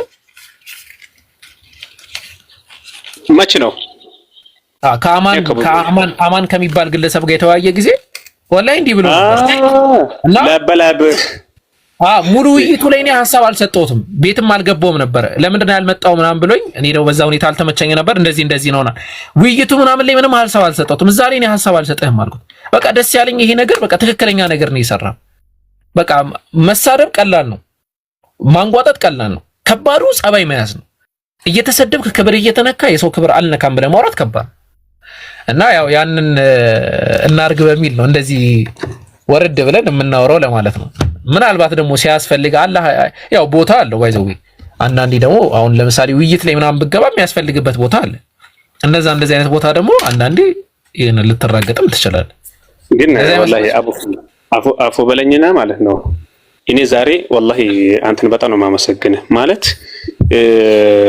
በቃ ተመልሶልኛል ብሎ በቃ ምርኩኛ ሆኖ እኮ ነው ተሸንፎ ነው የሄደው በነገራችን ላይ ወገናችን ማለት ነው እኔ ካሁን በኋላ ለዚህ ልጅ እስካልተሳደበ ድረስ ማለት ነው ማንንም እንዲሰድበው ምንም እንዲለው አልፈልግም ለምን እኛም ታች ያላችሁ ሰዎችም አንዝደበው ወላሂ ሪፖርት ሊያደርግ ነው እንዲህ ሊያደርግ ነው ከእናንተ በላይ ማለት ነው እኔ ያለው ትንሽ ፓውስ ጋር ይወጣሉ እኛም ቢያንስ እንኳን ሌላው ማስከበሩ እንኳን ቢያቅተን ራሳችን አለቃ መሆን አለብን እና ሌላው ደግሞ ማለት ነው ምናልባት ኢብሮን ቤት ሌላም ቤት አንተ ካለህ ማለት ነው ጥቁር ሰው ካንተ ጋር ቢያወራ ደስ ይለኛል ማለት አሁን አንተ በቃ ያያስከበት መንገድ ከሌሎቹም በተሻለ ሁኔታ አንተ ታውቀዋለህ ብዬ ስላሰብኩ ነው ኢንሻአላህ አሁንማ እኮ በቃ ኢብሮ ከባድ ሚዛን ከሆነበት ቆይ አወከር እድል ስጠኝ ይለኛል ቆይ አንተ አትግባ እዚህ ጋር ምናምን ይሄን በቃ እኔ ነኝ ማውራ ይላል ኢብሮ ማላህ ይጨምርለት በጣም በጸባያቸው ከማደንቃቸው የቲክቶክ ወንድሞች አንዱ ነው። ይብሮ በጣም በቃ በጣም ማለት ነው የሚገርም ጸባይ ያለው ልጅ ነው። ኢምራን እንግዲህ እንደምታውቁት ነው። እሱ ኢምራንም ያው እንደምታውቁት ነው። አልሐምዱሊላህ ብቻ ማንም ተጥሎ ማንም አይነሳም። ኢንሻአላህ ያው ያ መጠየቅ አለበት። እኔ ይኸው በጣም የሚገርመኝ ማለት ነው ሁሱ ምናምን የምትሉ ሰዎች እኔ ሁሱን ስለ ንጽጽር ምናምን ሳወራ አንስቼውም አላውቅም። ምክንያቱም አውትስታንዲንግ ነው፣ ከማንም ጋር ማንሳት የለባችሁም። በቃ ሁሱ ማለት ሌላ ሰው ነው፣ አላህ ይጨምርለት። በአካል ደግሞ ብታገኙት እንደዚህ ብትገናኙት ምናምን ደግሞ በቃ አይምሯችሁ ነው ይፈነዳል። ሁሱ በጣም ሌላ ሰው ማለት ነው። በአካል በጣም ብዙ ጊዜ ተገናኝተናል፣ አንድ ቀን ምናምን ውለናል። ሱብሃንአላህ የሚገርም ሰው ነው። በቃ ሌላ ታሪክ ያለ ሰው። ስለዚህ ሁሱ አትበሉኝ፣ እኔ አላነሳውም ሁሱን ማለት ነው። እንደዚህ ሳወራ ስለኛ ነው እያወራን ያለሁት። እሺ እንደዛ ለማለት ነው። አላህ ሁሉንም የሚጠብቃቸው። ኤጂ በጣም ረጅም ሰዓት አስጠብቀነዋል።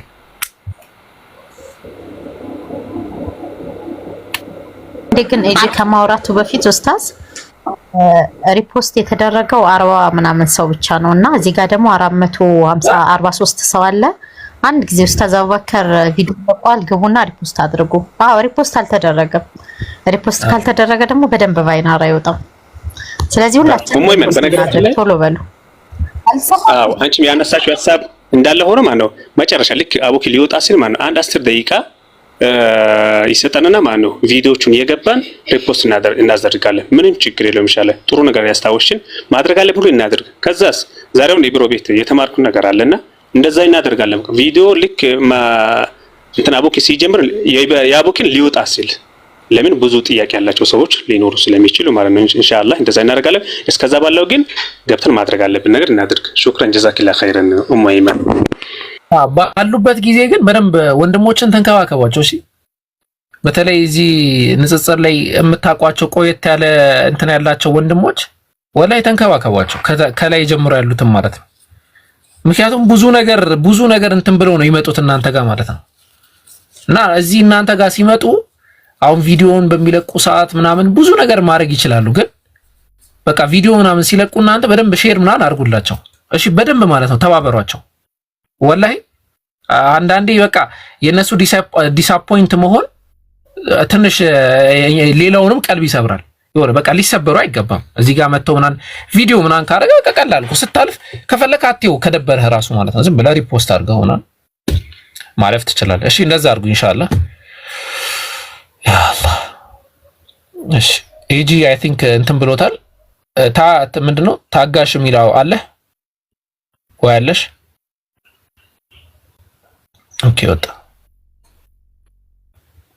እሺ ኤጂ ሲመቸው በማንኛውም ሰዓት ማውራት ትችላለህ።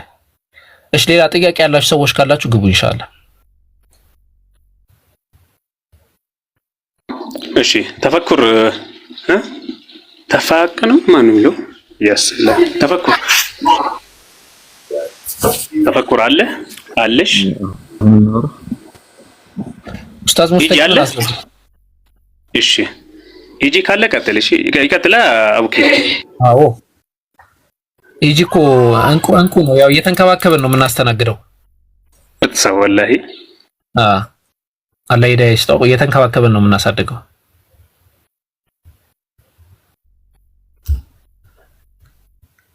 በቃ ትልቁ የሱ ጠላት ኔትወርኩ ነው። እናስተካክልለታለን ኢንሻአላህ። እናወራውን ኔትወርኩን እናስተካክልለን።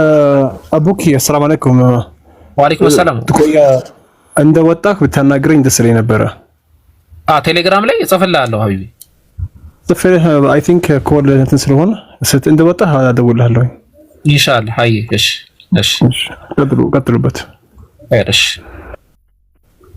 እሺ ጥያቄ ያላችሁ ሰዎች በተለይ ክርስቲያኖች ካላችሁ ክርስቲያኖች ስትጠይቁ በጣም ነው ደስ የሚለን። ምክንያቱም ከናንተ የተለየ ነገር ያው የተለየ ሳይድ ነው የሚመጣው ጥያቄው። ብዙ የተለየ ነገር ላታመጡ ትችላላችሁ። አይ ቲንክ በጣም የተለመዱ ናቸው አብዛኞቹ ሙግቶች፣ ግን የተወሰነም ቢሆኑ እንትን በሉ እሺ፣ አምጡና ጠይቁን ኢንሻአላህ። እሺ ሙስሊሞችም ጥያቄ ካላችሁ ቶሎ ጠይቁ። ታፕ ኮፒ ሊንክ አድርጉ። አይ ቲንክ 180 ላይ ነው ያለው ኮፒ ሊንኩ። በደንብ ከዚህ በላይ ጨምሩት። መስለም እፈልጋለሁ የሚል ሰው መግባት ይችላል። መስለም እፈልጋለሁ እኔ ሲስ ሻሃዳ ለማያዝ ሳይሆን ከኛ ጋር ካወራ ማስለሚያ አዲስ ማሽን አስገብተናል። በቃ ልክ ስታወሩ እንድትሰልሙ የሚያደርግ ማለት ነው። ክርስቲያኖች ያንን እንፈትሻለን ካላችሁ ገብታችሁ እንትን መፈተሽ ትችላላችሁ። ምርጥ ማሽን ነው። ከመሬን ነው እና ቀለኔ ይመስላችሁ ሁሉ ነገር።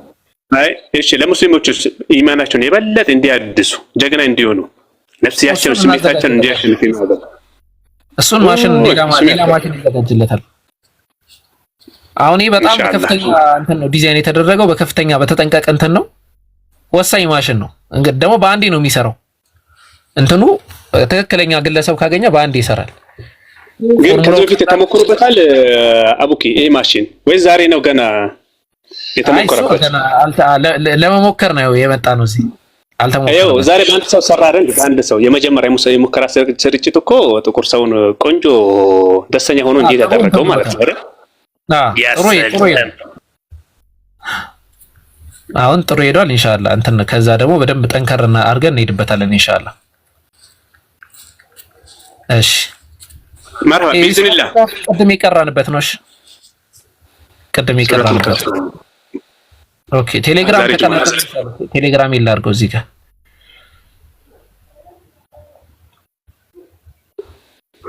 ወላሂ ባይዘው ላይቭ እኮ አልገባም ብዬ ነበረ። ለምን በጣም ሰዓቴን በጣም አዛባብኝና አሁን የሆኑ መጨረስ ያለብኝ ነገራቶች ነበሩ። ምንም ላይቭ አልገባም ብዬ ነበረ። ግን አንዳንድ ሰው በጣም ይበጠብጡኛል። አቡኪ ወላሂ ቅድማው ነው ትንሽ ላይቭ ላይ ታሳውሳታለህ የኔ ጥያቄና መልስ እንደውም የሆነ ሳላይ ገብታ እኮ ወንድሜ ሰላም አለይኩም ጥያቄ አለ ምናምን ብዬ ማሻአላህ ጥሩ ነው ያልከኝ ጊዜ የዛሬ 2 ዓመት ምናምን ይሄ ፕሮፋይል አይደለም አስታወስከኝ? ኦኬ የመጀመሪያ ጊዜ ኦኬ። በዚህ ፕሮፋይል አይደለም ይሄ ራሱ ነው ያ ኡስታዝ የጥንት የጠዋት እኮ ናቸው ኡስታዝ ጀዛከላ ኸይር። እና እነሱን እያስተማርኩ ነበርና ዛሬ እመጣ ነበር እኮ እናንተ ቤትም እኮ እመጣ ነበር በደንብ። አዎ ታስታውሳለህ? ቁጭ እያዳምጥ እንደውም አዳምጥና ልውጣ ፍቃዱልኝ ጀዛኩሙላህ ምናምን እያልክ መጨረሻ ያንተ ምርኮኛ አደረከን። ይሄ ወንድማችን ኡስታዝ ነው ፎሎ አድርጉት ምናምን እያልኩ እንደው ግን ይገርመኛል ወላሂ ብቻ ይሆን ያስታውስ ነበር ማለት አንተ በመጣህበት ቅጽበት ፍጥነት ግን ተአምር ነው ባንተ ላይ ያየሁት ነገር ማለት ነው። ወዳው እኮ ነው በቃ አላህ Subhanahu Wa Ta'ala በሱ ይገዛ ትልቅ ደረጃ ነው የደረስከው። ገና ልጅ ነህ በአካልም ስለምንታወቅ ማለት ነው።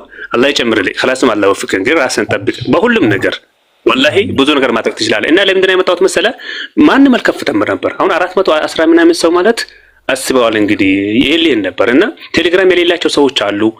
ቴሌግራምን እንዴት መጠቀም እንዳለባቸው ቴሌግራም ማይገራላቸው ሰዎች አሉ። አንተ በትከፍ ነው ይሄ ህዝብ ወሬልን ነበርና ይሄን ስልህ በቃ መስዋዕትነት ክፈን ነው እንደ ውዴታ ሳይሆን እንደ አማራጭ ሳይሆን እንደ ግዴታም ጭምር በራስ ላይ ወሰደው ነው አቡኪ። ትክክል። ኧረ በጣም ትክክለኛ የሆነ ነገር ነው። አይ ጀዛከላ። እኔ አስታውስ ነበር ኡስታዝ ጀማል ቤት ሁሉም እንደ ኡስታዝ ጀማል ነበር ፕሮፋይላቸው ምናምን። ከዛ በቃ ቁጭ ብለው ይማማሩ ነበር፣ ቁርአን ይቀራሉ፣ የሆነ ኪታብ ምናምን የሆነ ነገር ይማማሩ ነበር። ከዛ እኔ ደግሞ ደስ ስለሚለኝ ዝም ብዬ ገብቼ ቁጭ እላለሁ ነበር፣ ያው ሰዎች መተውና እንዲማሩና እና አስታውሰዋለሁ። ያ ደጉ ጊዜ እኮ በጣም ባለፈው እንትና አይቼ በጣም የድሮ ውይይት እስቲ በጣም በቃ የድሮ ውይይት ማለት ነው። በቃ ገርሞኝ ላይ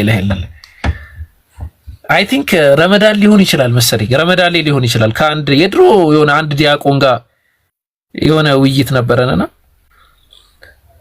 ጊዜ ግን እንዴት እንደሚሄድ እሱን ከዚህ ማን ነው የሚባለው ግለሰብ ደግሞ ያው ስሙን አልጠራውም ከሱ ጋር ማን ያወራን ጊዜ ይሆናል። በጣም ረጅም ጊዜ ሆኖታል። ያ ጊዜ ታስታውሳላችሁ ኡስታዝ?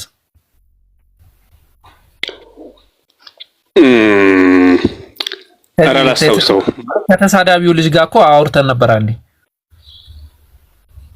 ከሙዘመም ስም ጠርቻለሁ መሰለኝ። ያኛው ነው እንጂ ዋና ተሳዳቢያቸው ታወኩት ከሱ ጋር እንደዚህ ተወያይታችሁ ነበር እንዴ? አዎ አንድ ሙስሊም ቤት ካልተወያዩ ተብሎ ገብተን ከዛ እንዲሁ አንዳንድ ወንድሞች ምናምን ብቻ ታሪኩ ብዙ ነው። ያው የሆነ መንገድ አመቻቹለት በቃ እሱም ያው ተሳርቦ ምናምን እንትን አለ ወጣ እና እነዛን ታሪኮች ሳያቸው አላህ አላለሁ በቃ ጊዜው እንዴት እንደሄደ ማለት ነው። ግን የትኛው ጊዜ ይሻላል ግን ማለት ከድሮ ጊዜውና አሁን ያለው ዲባቦና የድሮ ዲባብ የትኛው ይሻላል? አሁን ነው ወርቃማው ጊዜ ወይስ የድሮ? እኔ በሁለት አይነት መንገድ አያለሁ። አንደኛ የድሮ ጊዜ በጣም እንትን ነበር፣ ሐማስ ነበር ሐቂቃ ማለት ነው።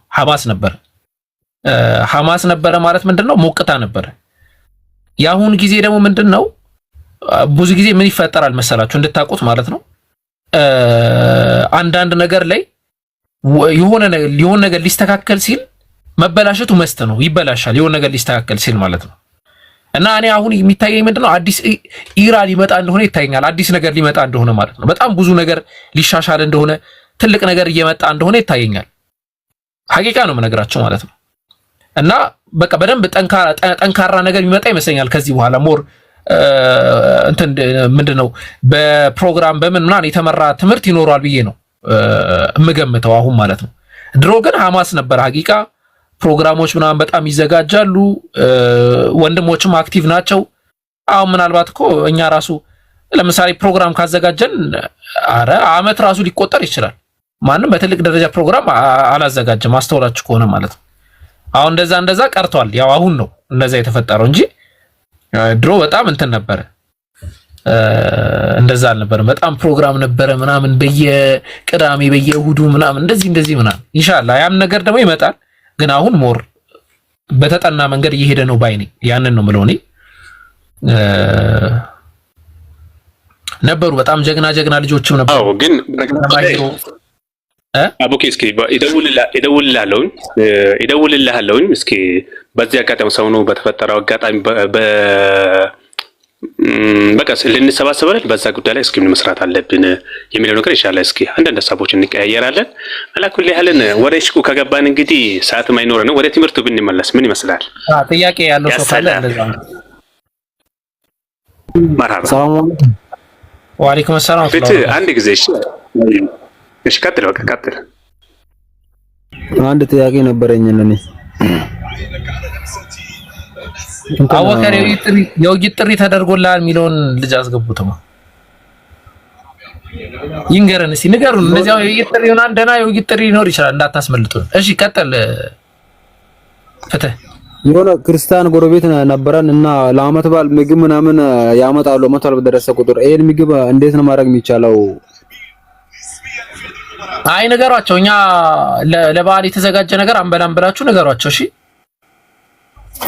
እኮ ከተናገርናለን እናከብራችኋለን፣ ግን ለበዓል የተዘጋጀ ነገር አንበላም። ይቅርታ ማክበር እናከብራችኋለን፣ መውደድ እንወዳችኋለን፣ ግን ለበዓል የተዘጋጀ ነገር እንትን አንልም ብላችሁ ንገሯቸው። እሺ እኔ ደግሞ ተቀብየው ነበር ለምስኪን ሰጣሁት። ግን እኔ ይሄ ነገር እንዴት ነው ችግር የለውም። ለምስኪን ከሰጠኸው ግን ሌላ ጊዜ አትቀበል። አሁን ምንድነው ነገራትን ፌስ ማድረግ ያስፈልጋል። ለምሳሌ አንተ አስተውለህ ከሆነ አንዲት ሴት ለምሳሌ እርጉዝ ናት እንበል እና እርጉዝ አይደለሁም ምናምን ብላ እንትን ብትክድ ምናምን እርጉዝነቷ መረጋገጡ ይቀራል የሆነ ሰዓት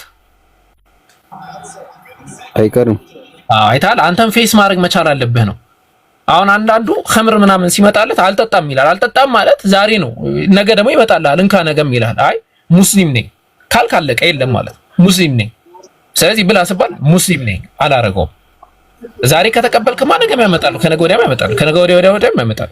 በቃ ሪያሊቲውን ተናግረህ እንትን ማለት ቀይ መስመር ነው ይሄ ዲን ስለሆነ ማለት። እሺ አመሰግናለሁ። ሽኩራን። እሺ ሀሱ ሰላም ብያለሁ። ሰላም አለይኩም ወራህመቱላሂ አቡኪ። ወአለይኩም ሰላም። እንዴት ነህ? አማን ነው? አልሐምዱሊላህ። ሰላም ነህ? ኸይር አልሐምዱሊላህ። እንዴት ነህ? ሁሉ ሰላም አልሐምዱሊላህ። ጥሩ ወሬን ያመጣልን ማን ነው? ይጥሪ ያቀረበልን አይ ቲንክ ኤቲስት ይመስለኛል። ተድላ አለምሰገድ ነው የሚለው። ኦኬ ኖ አይ እንደዛ ቆይ።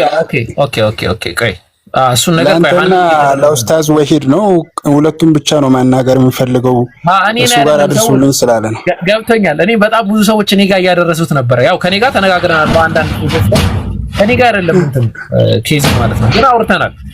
እሺ ያወራነው ነገር አለ ግን በሌላ ኬዝ ነው። እንደዛ ሊትራሊ ከኔ ጋር አይደለም። ይብሮ ራሱ ጣት ልኮልኝ ነበረ እና እንደዛ አይደለም። እሺ አወከር እኔም እሱን አይቼ በጣም ደስ ብሎኝ ነበር። ያው አንተም በጣም ስለምወድ ያው ጥሩ ውይይት ታደርጋላችሁ ብዬ ነበረ። ኖርማል ነው በቃ። አዎ እኛም አውርተናል። ያው ከሱ ጋርም ያለው ሁኔታ ኢንሻአላህ ያው ወደፊት ነገራቶችን እንተናል። ብዙ ጊዜ ምንድነው ኤቴስቶችን አስመልክቶ ነገራቶችን በእንትን ነው የምንይዘው። እሺ ሊትራሊ እዚህ ጋር አምጥቶ ማዋየት ላይ ብዙ ውይይት ደረጃ ነው የምላችሁ። ብዙ እንትን አይደለም። እንደውም አስተውሳለሁ ኤቴስቶች ቤት ገብቶ በመሞገት እኔ እንደውም የመጀመሪያ ነኝ ብል ማካበድ አይሆንብኝ። ኦልሞስት መጀመሪያዎቹ አካባቢ ማለት ነው። አላህ ይጠብቃት እህታችን አዲስ ዓለም እሷ ጋር የመጀመሪያ እንትን ያልኩት እሷ ጋር ነበረ እንትን ያልነው ማለት ነው። በውይይት ደረጃ እንትን ገብተን ያወራ ነው ማለት ነው። በቃ ሺወዝ ኤቴስት ነገር ናት እና ከሷ ጋር ነበረ ገብተን ያወራው እና ገብተን ስናወራ ምናምን እንትን አላቸው ሰው ግራ ገባው። ከዛ በውስጥ በኩል ሁሉም ጀማ ተሰበሰበና አሬ ይሄ ነገር በቃ አወከር በቃ ቢቀር ነው የሚሻለው ምናምን ተባለ። ከዛ እኔም መግባት አቆምኩኝ። እዛ እንዳገቡ ምናምን ብለን ራሱ እናሳመጽ ነበርና ምንድነው ለምንድነው ይሄንን ታሪክም ነገራችሁ ኤቴስቶች ጋር ብዙ ጊዜ ስንወያይ ውይይት ደረጃ ከሆነ አሁን እንደዚህ ትምህርት መማር እኔ በጣም ነው ፈልገው ኤቴስቶች ጋር ማውራት ስለምወድ ማለት ነው። በውይይት ደረጃ ግን ስንወያይ አንዳንዱ ሰው ግራ ይገባዋል ማለት በዛ ደረጃ ኦኬ ቪዲዮ አጥፋልኝ እሺ እጂ በዛ ደረጃ የበለጸገ ነገር ስለማይኖረው ትንሽ ይቸገራል አንዳንድ ሰው ማለት አይረዳውም ምንድነው እየተወራ ያለው ምናምን እና ለዛ ነው እንደውም ብዙ ጊዜ ሳወራ ምናምን ራሱ በመሃል እየገባው ቆይ ምናምን አንዴ ምናምን ብዬ እያወራን ያለ ነው እንደዚህ ነው እሺ ምናምን ይሄን ነገር ተረዱት ምናምን ስለምንለውና አሁን ከናብዲሳ ጋር ምናምን በጣም እናወራለን እኛ ያው ሊትራሊ ያው ውይይት ደረጃ ያው ለማረስ ያው ጥያቄዎቹን እንቀበሏለን ምናምን ያው ውይይት ደረጃ ባይደርስም ማለት ነው እና ከዛ አንፃር ነው ግን ምንድነው ኢንሻአላህ በደንብ እንማማራለን። ከዚህ በፊት ኮርስ ሰርተን ነበር ከወንድም አብዱል ከሪም ጋር 2 ኮርሶች ሰርተን ነበር ኤቲዝም ላይ ማለት ነው እና እንቀጥላለን ኢንሻአላህ ማለት እኔ ሊትራሊ መቀጠል ሐሳብ አለኝ ኤቲዝም ላይ ትምህርቶችን ይመስጠት በተለይ የፒኬ የዩቲዩብ ቻናልን በደንብ እንትን አጠንክራችሁ ያዙ እሺ። እዛ ዩቲዩብ ላይ ትምህርቶች በደንብ ይኖራሉ። የፒኬ የዩቲዩብ ቻናል ላይ ስለ ዝግመተ ለውጥ ስለ አምላክ መኖር የአምላክ መኖር እንዴት ማረጋገጥ እንችላለን ኤቴስቶች የሚያነሷቸው ኦብጀክሽኖች እንዴት መመለስ እንችላለን ምናምን የሚሉት ላይ እንሄድባቸዋለን ማለት ነው ኢንሻአላህ። እሺ እስቲ ኢንሻአላህ እግረ መንገዴን ከገባው ቃል አንድ ጥያቄ ነበረኝና እሺ ለዚህ ጥያቄ ነው አላህ ያስገባ ቀጥል።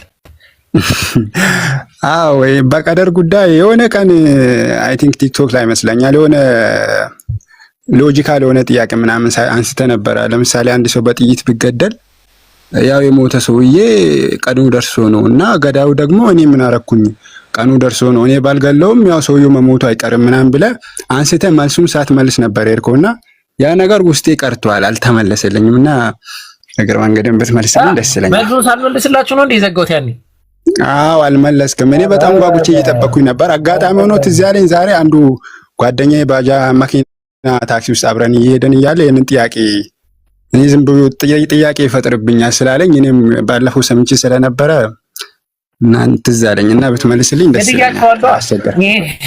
ይሄንን ጥያቄ ጠይቄ ጸጥ ካልኳቸውማ ገድያቸዋል። ይሄ መርደር ነው፣ ግድያ ሙከራ ነው። ቀላል ገደልከን። እኛ ሎጂካሊ እያሰብን እኮ ተጨነቅን እዚህ። ኦኬ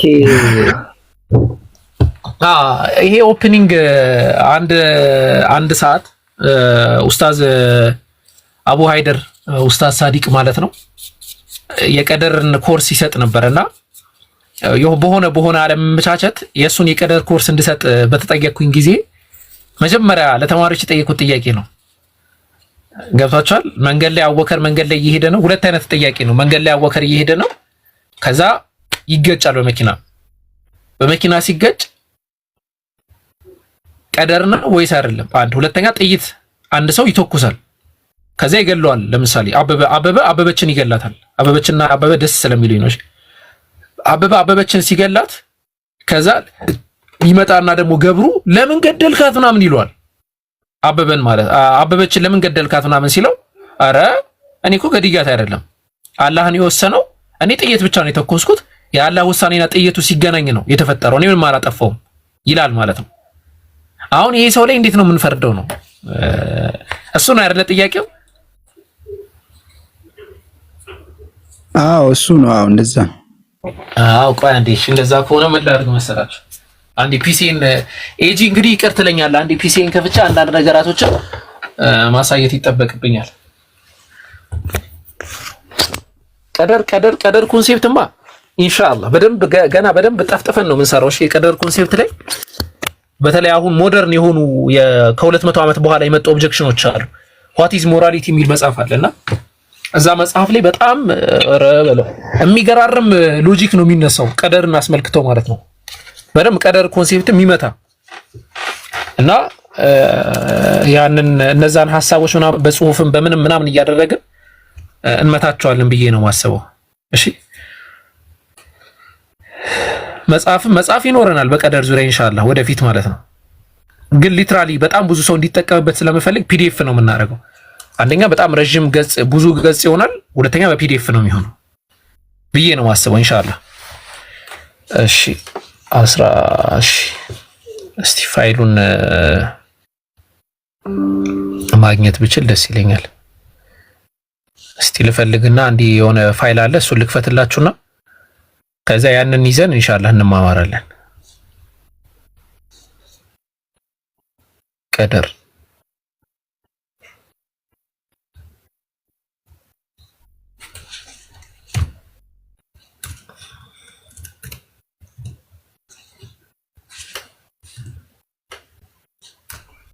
እሺ ታፕ ኮፒ ሊንክ አድርጉ። ቪዲዮ ለቅቅ ያለው ቪዲዮ ምናምንም ተመልከቱ ኢንሻአላህ።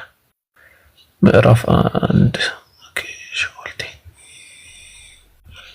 አልቀዳ ወልቀደር ኦኬ